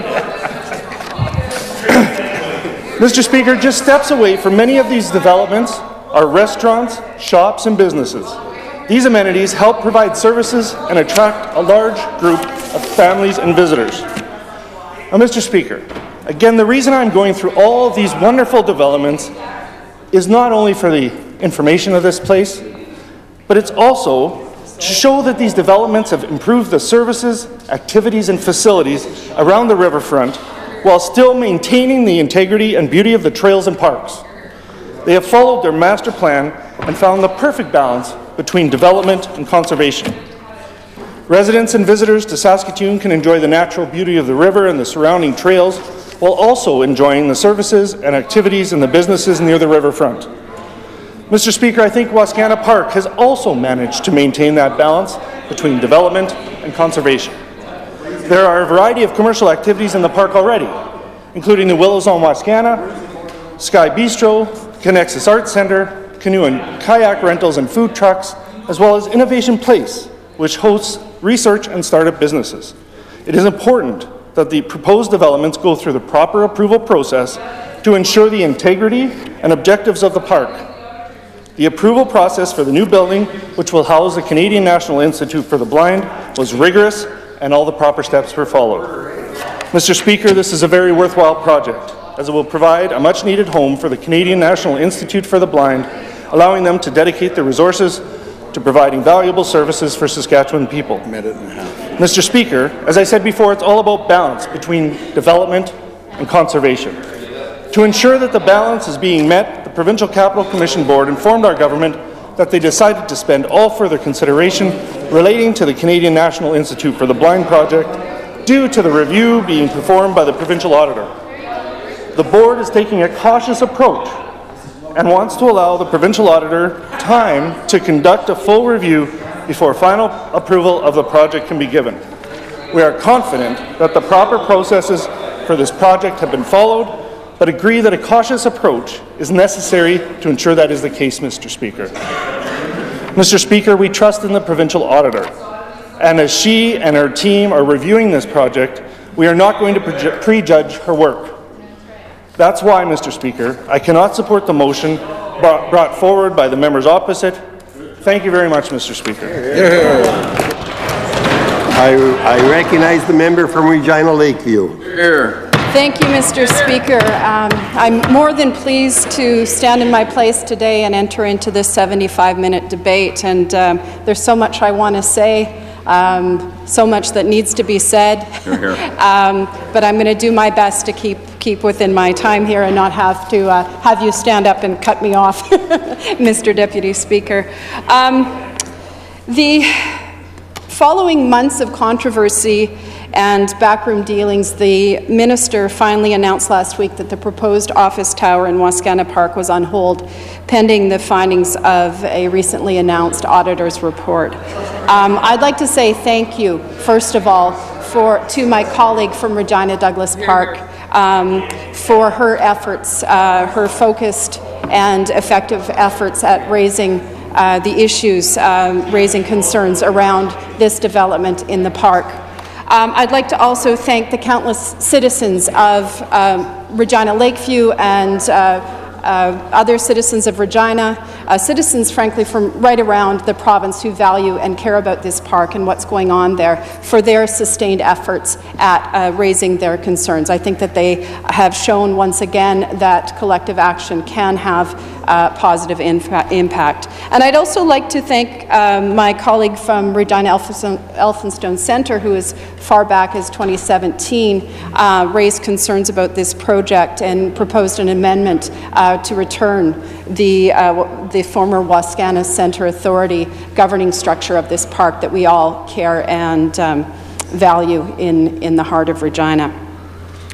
Mr. Speaker, thinking back to 2017, when the minister rose and announced the Provincial Capital Commission Act, I remember thinking, and I think it is on the record as well, why? What was the reason that we were seeing a wholesale takeover by the provincial government of Wascana Centre?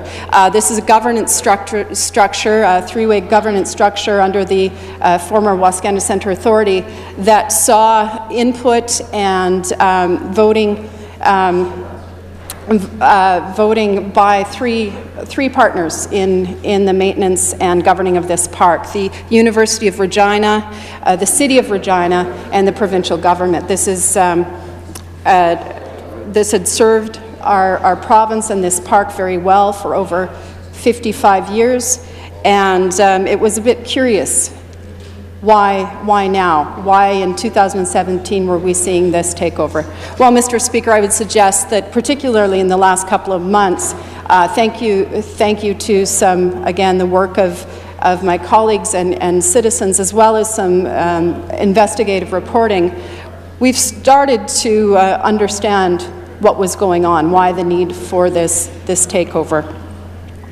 And this didn't happen in isolation, Mr. Speaker. There was if we'll remember back to that 2017-18 budget, not only was there the cuts to Saskatchewan regional parks, it was a bad year for parks and education that year, Mr. Speaker. There was also a cut, a $400,000 cut to Milwaukee Valley Authority as well that year. The government was in looking for revenue, Mr. Speaker, and look to our parks and our schools at that time. The year before, following on the theme of takeover and decimation of urban parks, we saw $540,000 cut from the budgets of 5 urban parks, Mr. Speaker. So we weren't sure at that point exactly what was going on with this takeover, but as I said, Mr. Speaker, I think it's a little more clear now. At that point, when the minister stood in her place to talk about the need for the takeover, she talked about the current structure being unworkable. looking back through some of the documents, it would seem that there has been chronic underfunding of the park, I think, and there had been some deferred maintenance, but it still didn't really make sense as to why we saw this. We saw this change, but I think we know a little better now, Mr. Speaker. This is a government that, despite claiming that they wanted to be the most open and transparent government ever, has become mired in instance after instance of changing governance structures that they don't like, that they can't push their will through, and if they don't like it, they use their majority and just change the legislation. We saw this with Bill 63 in education. Exactly. We're seeing this here with the takeover of Wascana Park. Exactly. We do welcome the auditor's work on this issue, but remember, as the Sask Party government becomes prepared to dust off their old lines around the GTH and hiding behind the auditor's report, that what she is looking at is simply whether processes were followed, not looking into the whole scope of what has gone on with this building. Now, if I understand the comments by the members opposite, what they would have the people of Saskatchewan believe is that is solely a philanthropic endeavour meant to support the CNIB, Mr. Speaker, and that we certainly agree on this side, that the CNIB has been a good tenant in the park, that the park has been a place that has been beneficial to those people of southern Saskatchewan who use the CNIB building, Mr. Speaker, and that going back to 1955. However, Mr. Speaker, they would have us believe that somehow a 4-story office tower built and sublet by one of the Sask parties, well, I believe the biggest owner to the Sask parties, that is really what's going on here, Mr. Speaker. And this is no different than usual in the park. Mr. Speaker, the people of Saskatchewan and the people of Regina are smarter than that. And I think that this government ought to give them some credit. A 77,000 square foot commercial building with a Schedule C that allows wide open tenancies to be announced later, and instance after instance of the hiding of documents, lack of being forthcoming with the people of this province. Mr. Speaker, we have no fewer than 2 motions before City Council prior to the announcement of this suspension, calling on raising very real concerns by the City Council of Regina about this project and what had been done here. We have a city office building vacancy in this province that is well outside what the city is comfortable with. We have a lot of vacant office space in Regina, Mr. Speaker.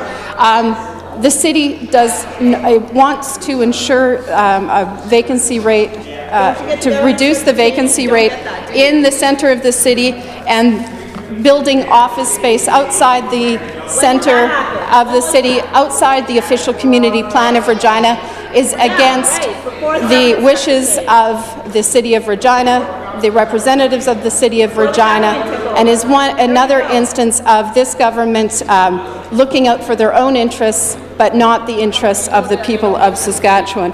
This park does not belong to this government, Mr. Speaker. That is why we have the governance structure that we had previously of Wascana Park, noting that this park belongs to the people of Saskatchewan, and it should be not at the whim of any government, regardless of political stripe, to change to suit their own interests.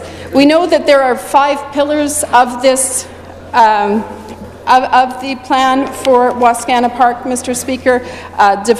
The development of the seat of government, the enlargement of educational opportunities, the advancement of cultural arts, the improvement of recreational facilities, and the conservation of the environment. Mr. Speaker, shoehorn as they might like to,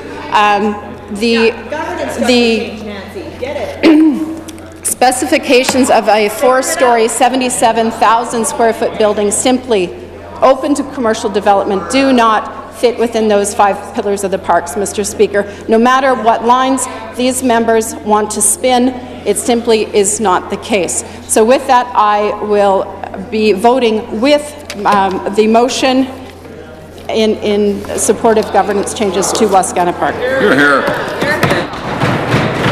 I recognize the member from Indian Head Milestone. Thank you, Mr. Speaker. It's a privilege to join into the debate. I have sat here for the last 55 minutes, listening to some good arguments on this side and listening to members on that side that kept saying they've got so much to say, and after 35 minutes on their side said so little. It was really quite interesting, Mr. Speaker, and what I want to do in the 10 minutes that I have is talk a little bit about my history in this park and some of the events that I've had the opportunity to go to that were not well received initially by some people in this city and around the city, Mr. Speaker. I want to talk a little bit about that. Then I want to talk and reiterate some of the things that were said by the 2 speakers on our side, Mr. Speaker, the member from Regina Pasco and the member from Saskatoon University. A little bit about the process that was followed, a little bit about Brant, and then I want to close off my short 10 minutes with talking a little bit about the opposition and their dislike for this project for sure, Mr. Speaker, and their presupposition of what the auditor is going to say, Mr. Speaker, and their twisting and turning to try and make this such a major issue, Mr. Speaker. Mr. Speaker, I have spent my life in and around Regina for sure. The member from Indian Head Milestone has the floor. I'd appreciate if members would respect the member's right to speak. I recognize the member. Thank you, Mr. Speaker. Mr. Speaker, as I was saying, that I spent a lot of time in and around this park as I grew up outside of the city, but spent some time in and around here.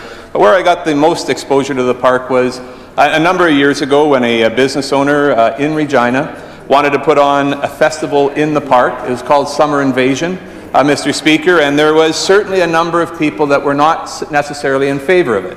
It was using the park differently, and I realized that there's going to be viewpoints from not using it at all to full-on use of this park, Mr. Speaker, but these guys, it was off-axis, Danny and Doug Elder, that wanted to put this together, and they put on an event, and it drew youth. It drew people into this park that it hadn't seen before, you know, Mr. Speaker, and it was utilized what I think this park was meant to, Mr. Speaker, and it evolved and evolved until a number of years ago, we ended up having the National Wakeboard Championships on Wascana Lake, Mr. Speaker, and we brought people in from all over Canada, and that's when I was really involved, because I happen to have 2 guys that like to put their feet sideways on a board, and Mr. Speaker, they competed at that. But what I found most fascinating when people came from across Canada and walked around Wascana Park and watched the competition on the park, to a person they said, "I cannot believe you've got this in your city.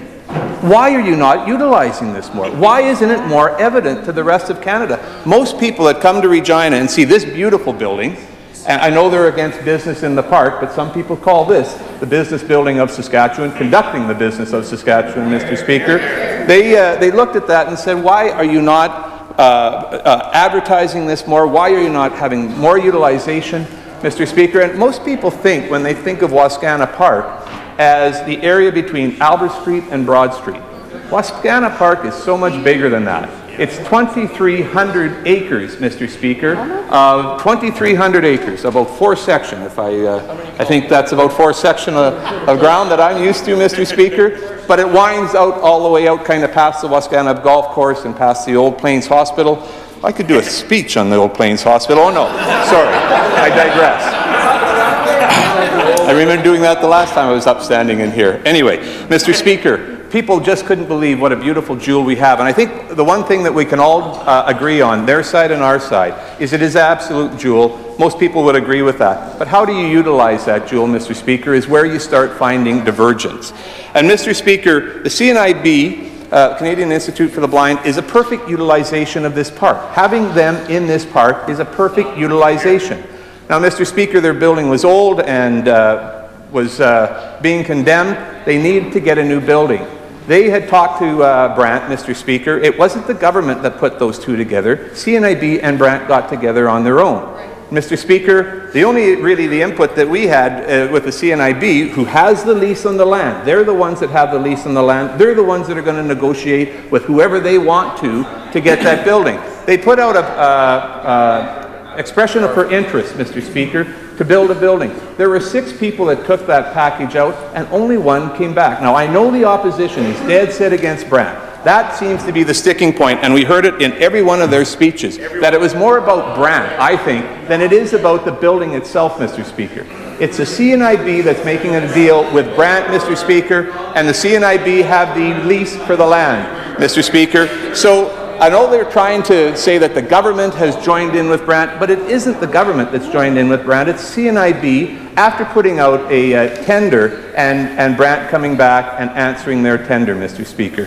Mr. Speaker, I know they're dead set against business in the park. They've said it many, many times, and especially it goes against them and their brand. But, Mr. Speaker, there are all sorts of examples of business in this park. And, you know, it seems to be quite okay if the CBC is trying to look for private businesses to come into their building, to rent their building out. I don't hear any objections to that, Mr. Speaker. It seems to be really centered around Brant more than anything else, Mr. Speaker.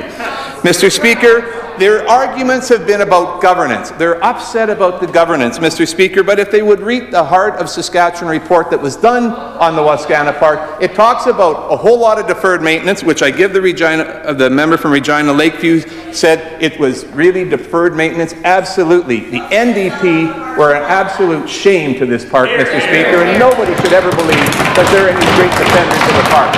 Mr. Speaker, I can remember, and I've been around here far too long, but and some of you may remember this.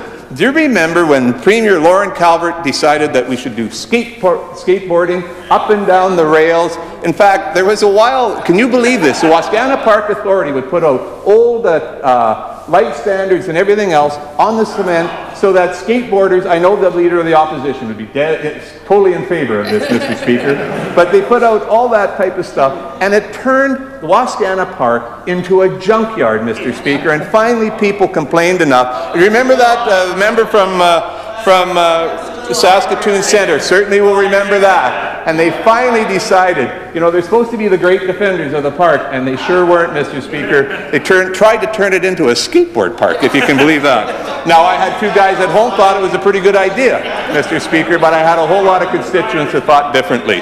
Mr. Speaker, they are against governance, Mr. Speaker, but it was interesting because, as I said, they had so much to say, and the member from Saskatoon Centre talked about painting posts. Now, I don't know what that has to do with Wascana Park. He also got on to certainly the PST and a whole lot of other issues. I thought they had the smoking gun that this was such a terrible thing, but it really comes down to really 2 things. It comes down to they don't like the governance model, even though it was suggested in a report, Mr. Speaker, that was commissioned, and it was suggested because who's the major funder in this park, Mr. Speaker? It's the provincial government, and they figured it should be more representative in the governance structure, and that's what has happened, Mr. Speaker. They also talk about putting more money into infrastructure, and that's what this government is doing. It's following along with the park. But more than anything else, Mr. Speaker, I think this is just a real rejection of the Brant and that whole piece. They don't want to see Brant. You know, it's interesting. They keep talking about this tower only in Saskatchewan, and only the NDP would say a 4-story is a tower in Saskatchewan. Because for 16 years, I don't think we got past ground level, Mr. Speaker, or 1 level under the NDP. So if a tower is a 4-story in Saskatchewan, that certainly meets the NDP mold. As we sit in a building that's probably 8 stories high, conducting the business, I know they're against business, conducting the business of this province. Mr. Speaker, this is a good project for the CNIB. This is a good project for the province, Mr. Speaker, and it's a good project for other proponents that will be seen in that facility, Mr. Speaker. Mr. Speaker, I am looking forward to. I am not presupposing what the auditor will say because, frankly, it doesn't matter what the auditors will say to the NDP. They're going to completely disagree with it, whether it's a GTH or anything else. There was issues in the GTH that we've accepted and changed, Mr. Speaker, but Mr. Speaker, they've already disposed what the auditor is going to say, and Mr. Speaker, I think they're wrong. I will not be supporting the motion. Time for debate has expired. Questions? I recognize the member from Kindersley. Very much, Mr. Deputy Speaker. There have been 8 reports on the construction in Wascana Park. That's right, 8. We can list them to the members opposite if they need that list. But these reports, including the Heart of Saskatchewan, which describes, or which the NDP critics seem to love to often reference, have all stated the same thing, that our government has properly followed all the procedures and protocols, and now our government is cooperating with the provincial auditor, allowing her to do her job and conduct her report. Mr. Speaker, my question is to the member from Saskatoon Centre, who seems to be an expert on common sense, yet criticizes members that aren't seeking re-election. Mr. Speaker, the question is, are 8 reports not enough to convince the members opposite that proper procedure and protocol for this project was followed and respected? I recognize the member from Saskatoon Centre. Thank you very much, Mr. Speaker, and I appreciate the shout out about common sense. That's, I appreciate the recognition, and I would just say, if there's ever an example of common sense here, how does this look? A buck? How do you get into that kind of sweetheart club deal? Let's get big money out of politics. He talks about 8 reports. There's been reports after reports after reports. All of Canada has got big money out of politics. Why don't you guys get big money out of politics? Member from Regina Douglas Park. Speaker, the member from Saskatoon University spent an awful lot of his time talking about all of the office buildings in Meewasin and then attempted to connect it to Wascana. So to the member for Saskatoon University, is he saying that the level of development in Meewasin should apply to Wascana? Is he looking for hotels and condos in Wascana Park? Here, here. Good question. I recognize the member from Saskatoon University. Well, thank you very much, Mr. Speaker. Thank you for the question. Commercial development has always been within the guidelines specified in the legislation and the principles of the Wascana Park Master Plan. Those principles will continue to guide development now and into the future. We will continue to work with our partners in supporting Wascana Park, including the City of Regina, the University of Regina, and other park tenants like the Canadian National Institute for the Blind and the CBC. Good. I recognize the member from Kanorapelli. The NDP agree with the provincial auditor's work, Mr. Speaker, until it doesn't work, doesn't agree with their political objectives. They wanted her involved in the GTH. Our government asked her office to take a look and accepted her findings and made changes. Then her office wasn't good enough for the NDP. To the member from Saskatoon Centre, will the NDP accept the findings of the auditor, even if it doesn't align with their political goals? I recognize the member from Saskatoon Centre. You know, Mr. Speaker, these guys seem to be pinning their hopes on the auditor's report. All we've been hearing about is what the auditor, and I have to have a lot of faith in the auditor, but these guys have extended, especially the GTH deal. You know, we heard time after time after time, you know, getting up and saying the auditor, I said that this and that. But the answer really was, what does it pass the smell test? You know, people are out there asking about this. What does this really look like? Does this look like a sweetheart deal or what? I tell you, Mr. Speaker, we look forward to the auditor's report, and we look forward to that. But these folks should do the right thing and cancel that deal and start all over again, supporting CNIB in their very good work. I recognize the member from Regina Rosemont. Mr. Speaker, this giveaway of Wascana Park to a large corporate donor, to a large corporation, simply isn't on for the people of Regina or the people of Saskatchewan. But my question is to the member from Regina Pasqua. The minister and the mayor of Regina have different versions of what went on in 2016 when the Wascana Centre approval supposedly went forward for the CNIB building. The mayor told the media that they approved about a 6,000 square foot building, nothing like what we've seen today. I'll say that again. The mayor said that they approved about a 6,000 square foot building, nothing like what we've seen today. And of course, what we see today is a 77,000 square foot building. My question to the member from Regina Pasqua, who's right? Him, the Premier, or the Mayor of Regina? Hear, hear. I recognize the member from Regina Pasqua. Thank you, Mr. Speaker. Mr. Speaker, first of all, CNIB are not the donors, Mr. Speaker.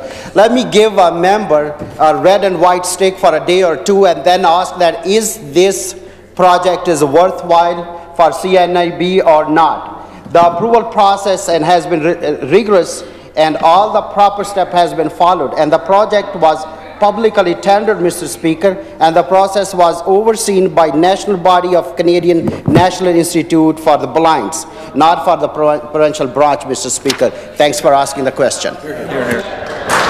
I recognize the member from Calverton, Wadena. Thank you, Mr. Speaker. Wascana Park, as we know, has always been a unique and well-loved space in Regina. Not only can you escape the busy streets and diverse open air space, but you can also enjoy and support high-quality local restaurants, food trucks, and also take in a show at the Connexus Arts Centre. Mr. Speaker, development has been happening for years in the park, and even took place when the members opposite were in government, including the CBC and Soundstage and the restaurant Willa's on Wascana. My question is for the member from Regina Lakeview. We know the NDP are against anything positive, but why are you against any new development in the park when it clearly had a positive impact on the city and has always been subject to the PCC processes? I recognize the member from Regina Lakeview. I thank you, Mr. Deputy Speaker, and I thank the member for the question. And I think that that question would be one well put to the councillors from the city of Regina, who have stated repeatedly that this plan is outside their OCP, that they have concerns, and there are no less than two motions before the City Council asking for further expressing their concerns about this project, and I think that their concerns are well-founded, Mr. Speaker. I recognize the member from Regina Douglas Park. Mr. Speaker, to the member for Regina Pasqua, can he explain what the exact difference is between refreshing and firing a team of architects? Hear, hear. I recognize the member from Regina Pasqua. Thank you very much, Mr. Speaker. Mr. Speaker, prior to the structuring Wascana governance, AAC did not have the term limits. In 2018, the Provincial Capital Commission viewed this and an opportunity to refresh the committee to have it best reflect the value of our own Saskatchewan architects for the better future for our citizens. Rather, the architects from our province, you would think the NDP would be happy replacing out of the province architects with the local architects that truly understand the value of this park to the province. This was the board decision, Mr. Speaker. Thank you. I recognize the member from Cypress Hills. Speaker, the new CNIB building will be taking up approximately 0.1% of the Wascana Centre. The physical space of the building is very small to scale. What really matters is the huge impact it will have on the CNIB and all the people of Saskatchewan who benefit from the services. To the member from Saskatoon Centre, why does a member want to halt the CNIB from having a new building in which they so desperately need? I recognize the member from Saskatoon Centre. Thank you very much, Mr. Speaker. I have to say I hold CNIB in a very high regard. You know, founded over 100 years ago as part of the Halifax explosion. Our own family was in Halifax as part and suffered from that explosion. My grandfather was in France in World War I. The grandmother was in Halifax when that happened. We hold CNIB in huge, huge esteem. But why it's messed up in this sweetheart deal created by that minister there, no one seems to know. There is a real lack of common sense over there. Why don't you do the right thing? Support CNIB right off the bat. Give them their lease that's right. But, Mr. Speaker, it's so important that we do the right thing. I recognize the member from Regina Lakeview. Mr. Speaker, to the member from Regina Pasqua, just how does one go about getting a $1 a year lease in the jewel of the crown of this province? Or is it just one of the perks of being part of the 100,000 plus donor club? I recognize the member from Regina Pasqua. Thank you very much, Mr. Speaker. One more time, out of touch with Saskatchewan businesses, out of touch with... The time for the 75-minute debate has expired. You get a call?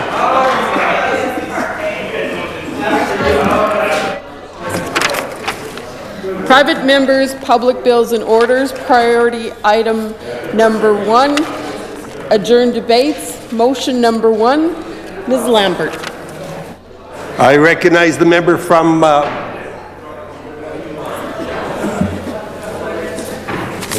this here. Oh.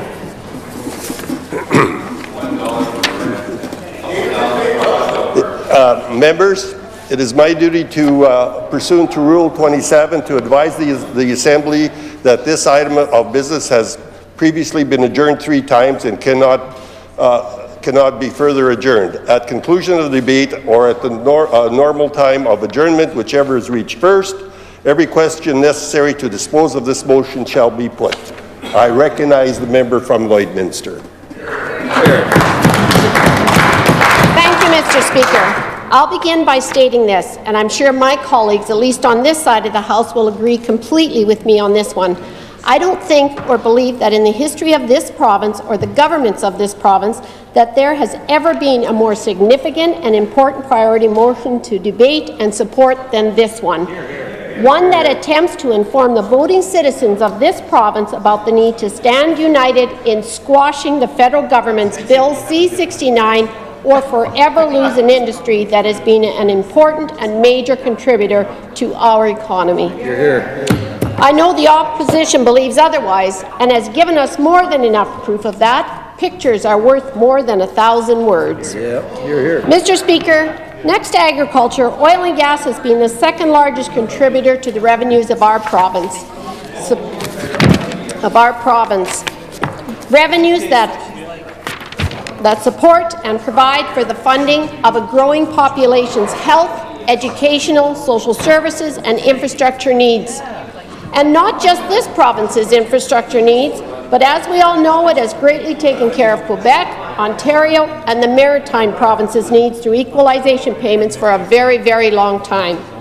Mr. Speaker, the oil and gas industry plays a significant and major role in supporting the economy. Many families depend on the jobs that the oil and gas industry provide. 13% of Canada's oil comes from Saskatchewan, and a big chunk of that is the Lloydminster area, my constituency.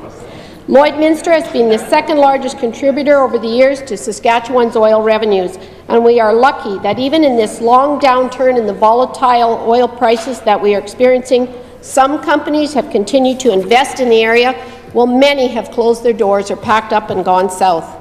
You remember, Mr. Speaker, when the NDP were in government here, our young people were relocating to where opportunities could be found.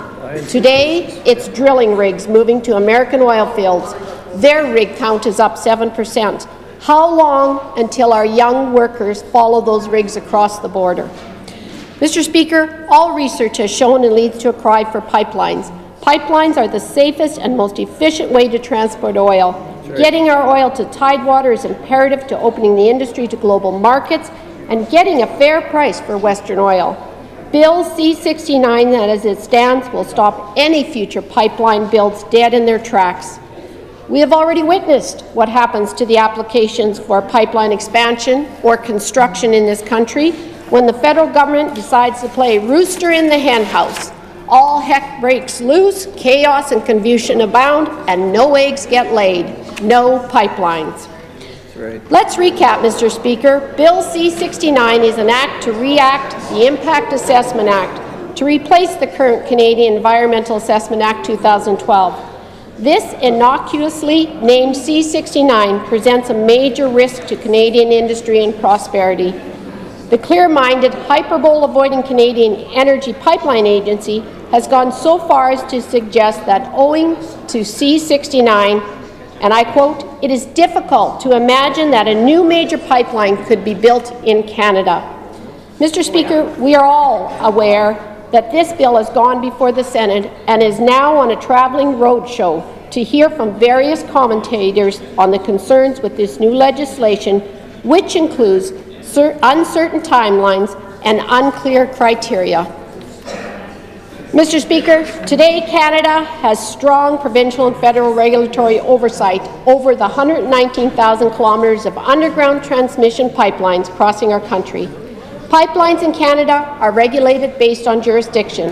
Pipelines that operate within a province territory fall under the Provincial Territorial Regulators Authority, and if a pipeline crosses provincial or international borders, it's regulated by the National Energy Board. No matter who regulates them, pipelines are held to strict requirements throughout their entire life cycle, from design and construction to operation and retirement. Canada's upstream oil and natural gas industry takes pride in meeting some of the world's highest environmental standards. Pipelines carry 97% of Canada's daily natural gas and onshore crude oil production, from producing regions in Western Canada to markets across the American border. And sadly, Mr. Speaker, that is our only market. We need to get pipelines to Tidewater. The application for pipelines is rigorous, has strict guidelines during all phases of the application process, it's lengthy, and it's costly. Keystone XL, the Trans Mountain expansion, and Energy East crossed all their T's and dotted the I's to perfection and spent millions of dollars in the process, only to throw their hands in the air and walk away when our federal government decided to overrule the NEB regulatory oversight and change the goalposts. Bill C-69 will not only change the goalposts again, but its proposed regulatory regime will prevent any new pipelines from being built in the future. So the question being asked, is that what the federal government wants? Is that what the NDP wants? To completely kill the oil and gas industry and all economic benefits from it in our province and our country? Because that's what Bill C-69 will do if it is passed. In its current form, the bill will diminish the global competitiveness of Canada's oil and natural gas industry. And, Mr. Speaker, we are already seeing this happen. We've already lost a lot of ground in this respect. Canada is falling behind. Competition for capital investment in the global market is fierce, and if Canada wants its industry to be a major player internationally, our federal government better wake up, drop Bill C-69, and get some pipeline approvals done ASAP. Mr. Speaker, according to CAP, the Canadian Association of Petroleum Producers, global energy demand will grow by 30% by 2040. We should be the supplier of choice in a world that needs energy to grow the global middle class. A strong energy sector with pipelines, transporting our oil to Tidewater, and agreements with global partners is key to ensuring Canada's prosperity for the future, not a bill that kills one of our strongest economic industries. Mr. Speaker, our own Minister of Energy and Resources appeared and spoke on Bill C-69 to the Standing Senate Committee on Energy, the Environment and Natural Resources. She began her remarks by saying, and I quote, "If sober second thought were ever necessary, it is with this bill." She expressed the grave concern by our government and many in the energy sector over the misleading statements by our federal government that this bill is about streamlining and efficiency. She referred to it as doublespeak and pointed out to the timelines and what they did not include as part of the new process. Mr. Speaker, she says, and I quote, "On timelines, for example, the federal government continues to maintain that Bill C-69 will lead to shorter timelines. However, this does not include the 180-day early planning phase and the 30-day ministerial decision phase. Also not mentioned is the fact that the Environment Minister can extend timelines for an impact assessment report for a maximum of up to 90 days or indefinitely." Mr. Speaker, Maybe our Prime Minister, in his role as a former drama teacher, is hiding a magic wand somewhere in his closet and will be able to say abracadabra and the timelines will disappear and all will be well with the bills. Mr. Speaker, it's been said that the current approval system is broken and thus the need for a renewal and relook at how we do pipelines and other major energy projects in this country. As I mentioned, we have been approving pipelines, Mr. Speaker, since 1949 in this country. We've created a National Energy Board that has shown and proven it has strict and strong oversight, management and regulations on many major projects and pipelines already operating within provinces in our country. Mr. Speaker, the system isn't broken. The bill blatantly allows for political interference, so even if an investor checks all the boxes on a great project and goes through a perfect public consultation process, winning the support of key stakeholders and communities, they have no certainty of approval. Looks like I'm supposed to be wrapping up, Mr. Speaker, so I'll jump to my end remarks here.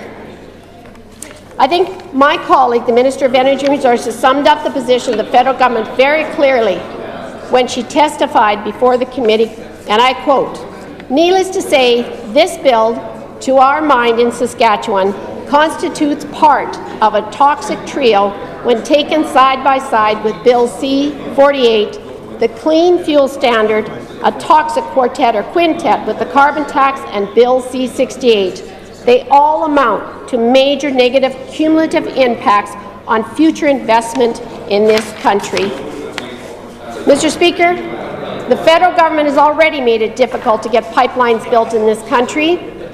Bill C-69 will make them impossible. Take this in tandem with Bill C-48, a tanker ban that only bans outgoing Canadian oil but doesn't affect foreign imports. The federal NDP is led by a man who said, and I quote, "I oppose the development of Kinder Morgan, Energy East, and Keystone XL pipelines." Jagmeet Singh is pretty clear, Mr. Speaker, far more clear than the Saskatchewan NDP leader who goes to anti-pipeline rallies, stands next to and behind "keep it in the ground" posters, and then claims that's not what he's about at all. And, Mr. Speaker, we have the NDP member from Regina Douglas Park heralding their party's national leader's victory as an exciting moment for the federal NDP caucus and new Democrats across Canada. And I quote, "Jagmeet is incredibly energetic. He's not just bringing renewal to the party, but he's creating momentum and engaging a broader swath of people across the entire country. He's going to bring many years of his experience fighting inequality to the issues that matter to Canadians." Mr. Speaker, standing behind leaders whose words and actions kills jobs and devastates a much-needed industry in the growth and development of our economy, and who don't support, speak up and fight for equality for all industries and jobs across this country should be embarrassing to that member. Killing Canadian pipelines isn't going to save the planet, Mr. Speaker. It's just shipping jobs to other jurisdictions, much like a carbon tax will do. And when Canada loses billions in investment, Saskatchewan loses millions in resource royalties. Right. Royalties that pay for computers in our classrooms, that pay for surgeries in our hospitals, that pay to pave roads. And, Mr. Speaker, families lose thousands of dollars in wages, wages that help families meet their needs and provide them with a healthy and comfortable lifestyle. Mr. Speaker, this government will continue to fight the good fight, the right fight, and stand up for the people of Saskatchewan. Bill C-69 must not pass. For the good of the Saskatchewan people, it must be stopped. Hear, hear. Hear.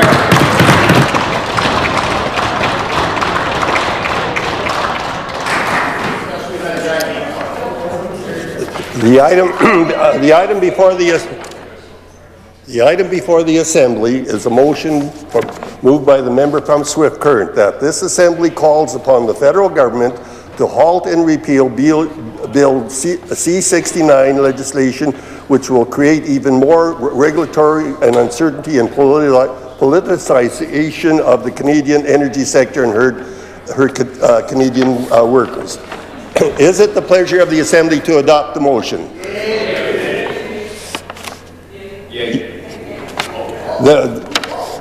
Carried.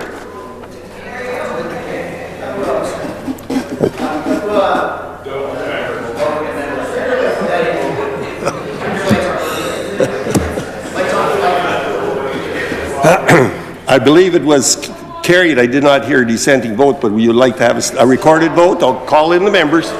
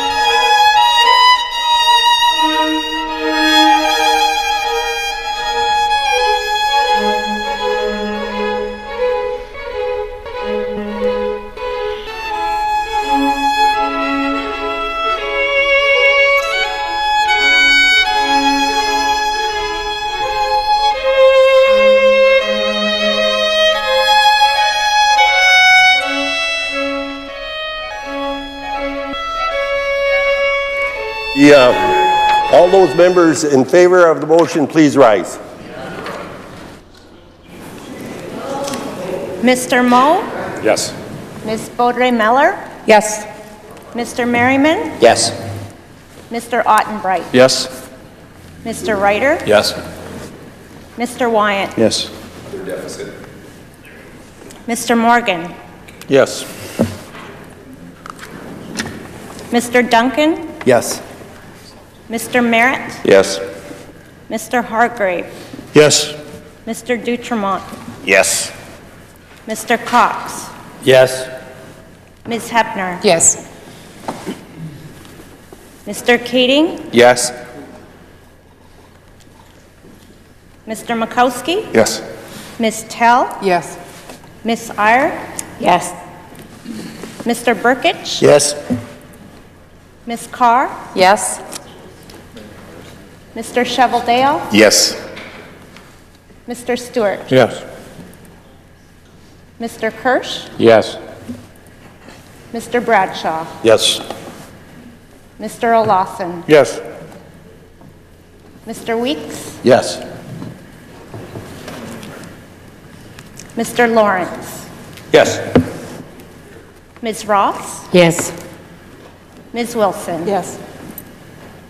Mr. McMorris? Yes. Mr. Mitchelson? Yes.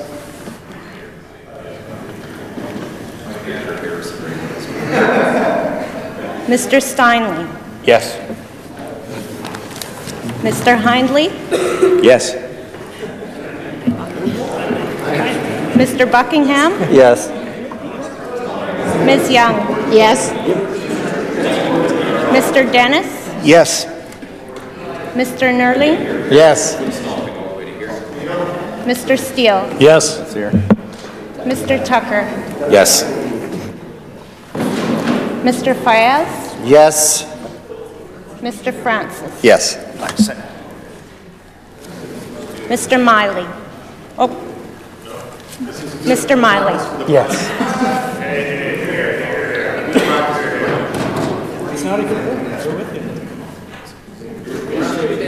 Mr. Weatherspoon. Yes. Ms. Beck. Yes. Ms. Sproul. Yes. Mr. Moore. Yes. Mr. Belanger. Yes. Ms. Mowat. Yes. Ms. Saar. Yes. Mr. Peterson. Yes. Ms. Rancourt. Yes. 50. All those members opposed to the motion, please rise. Yep, guess we're good. Mr. Speaker, those in favor of the motion 50. Order. Those in favor of the motion 50. Those opposed to the motion 0. The motion is carried. I recognize the Government House Leader. Move a motion of transmittal. The Government House Leader has asked leave to move a motion of transmittal. Is leave granted? The Government House Leader may proceed. That the Speaker, on behalf of the Legislative Assembly, transmit copies of the motion just passed and the votes and proceedings from today's proceedings to the Senate of Canada. Get the motion.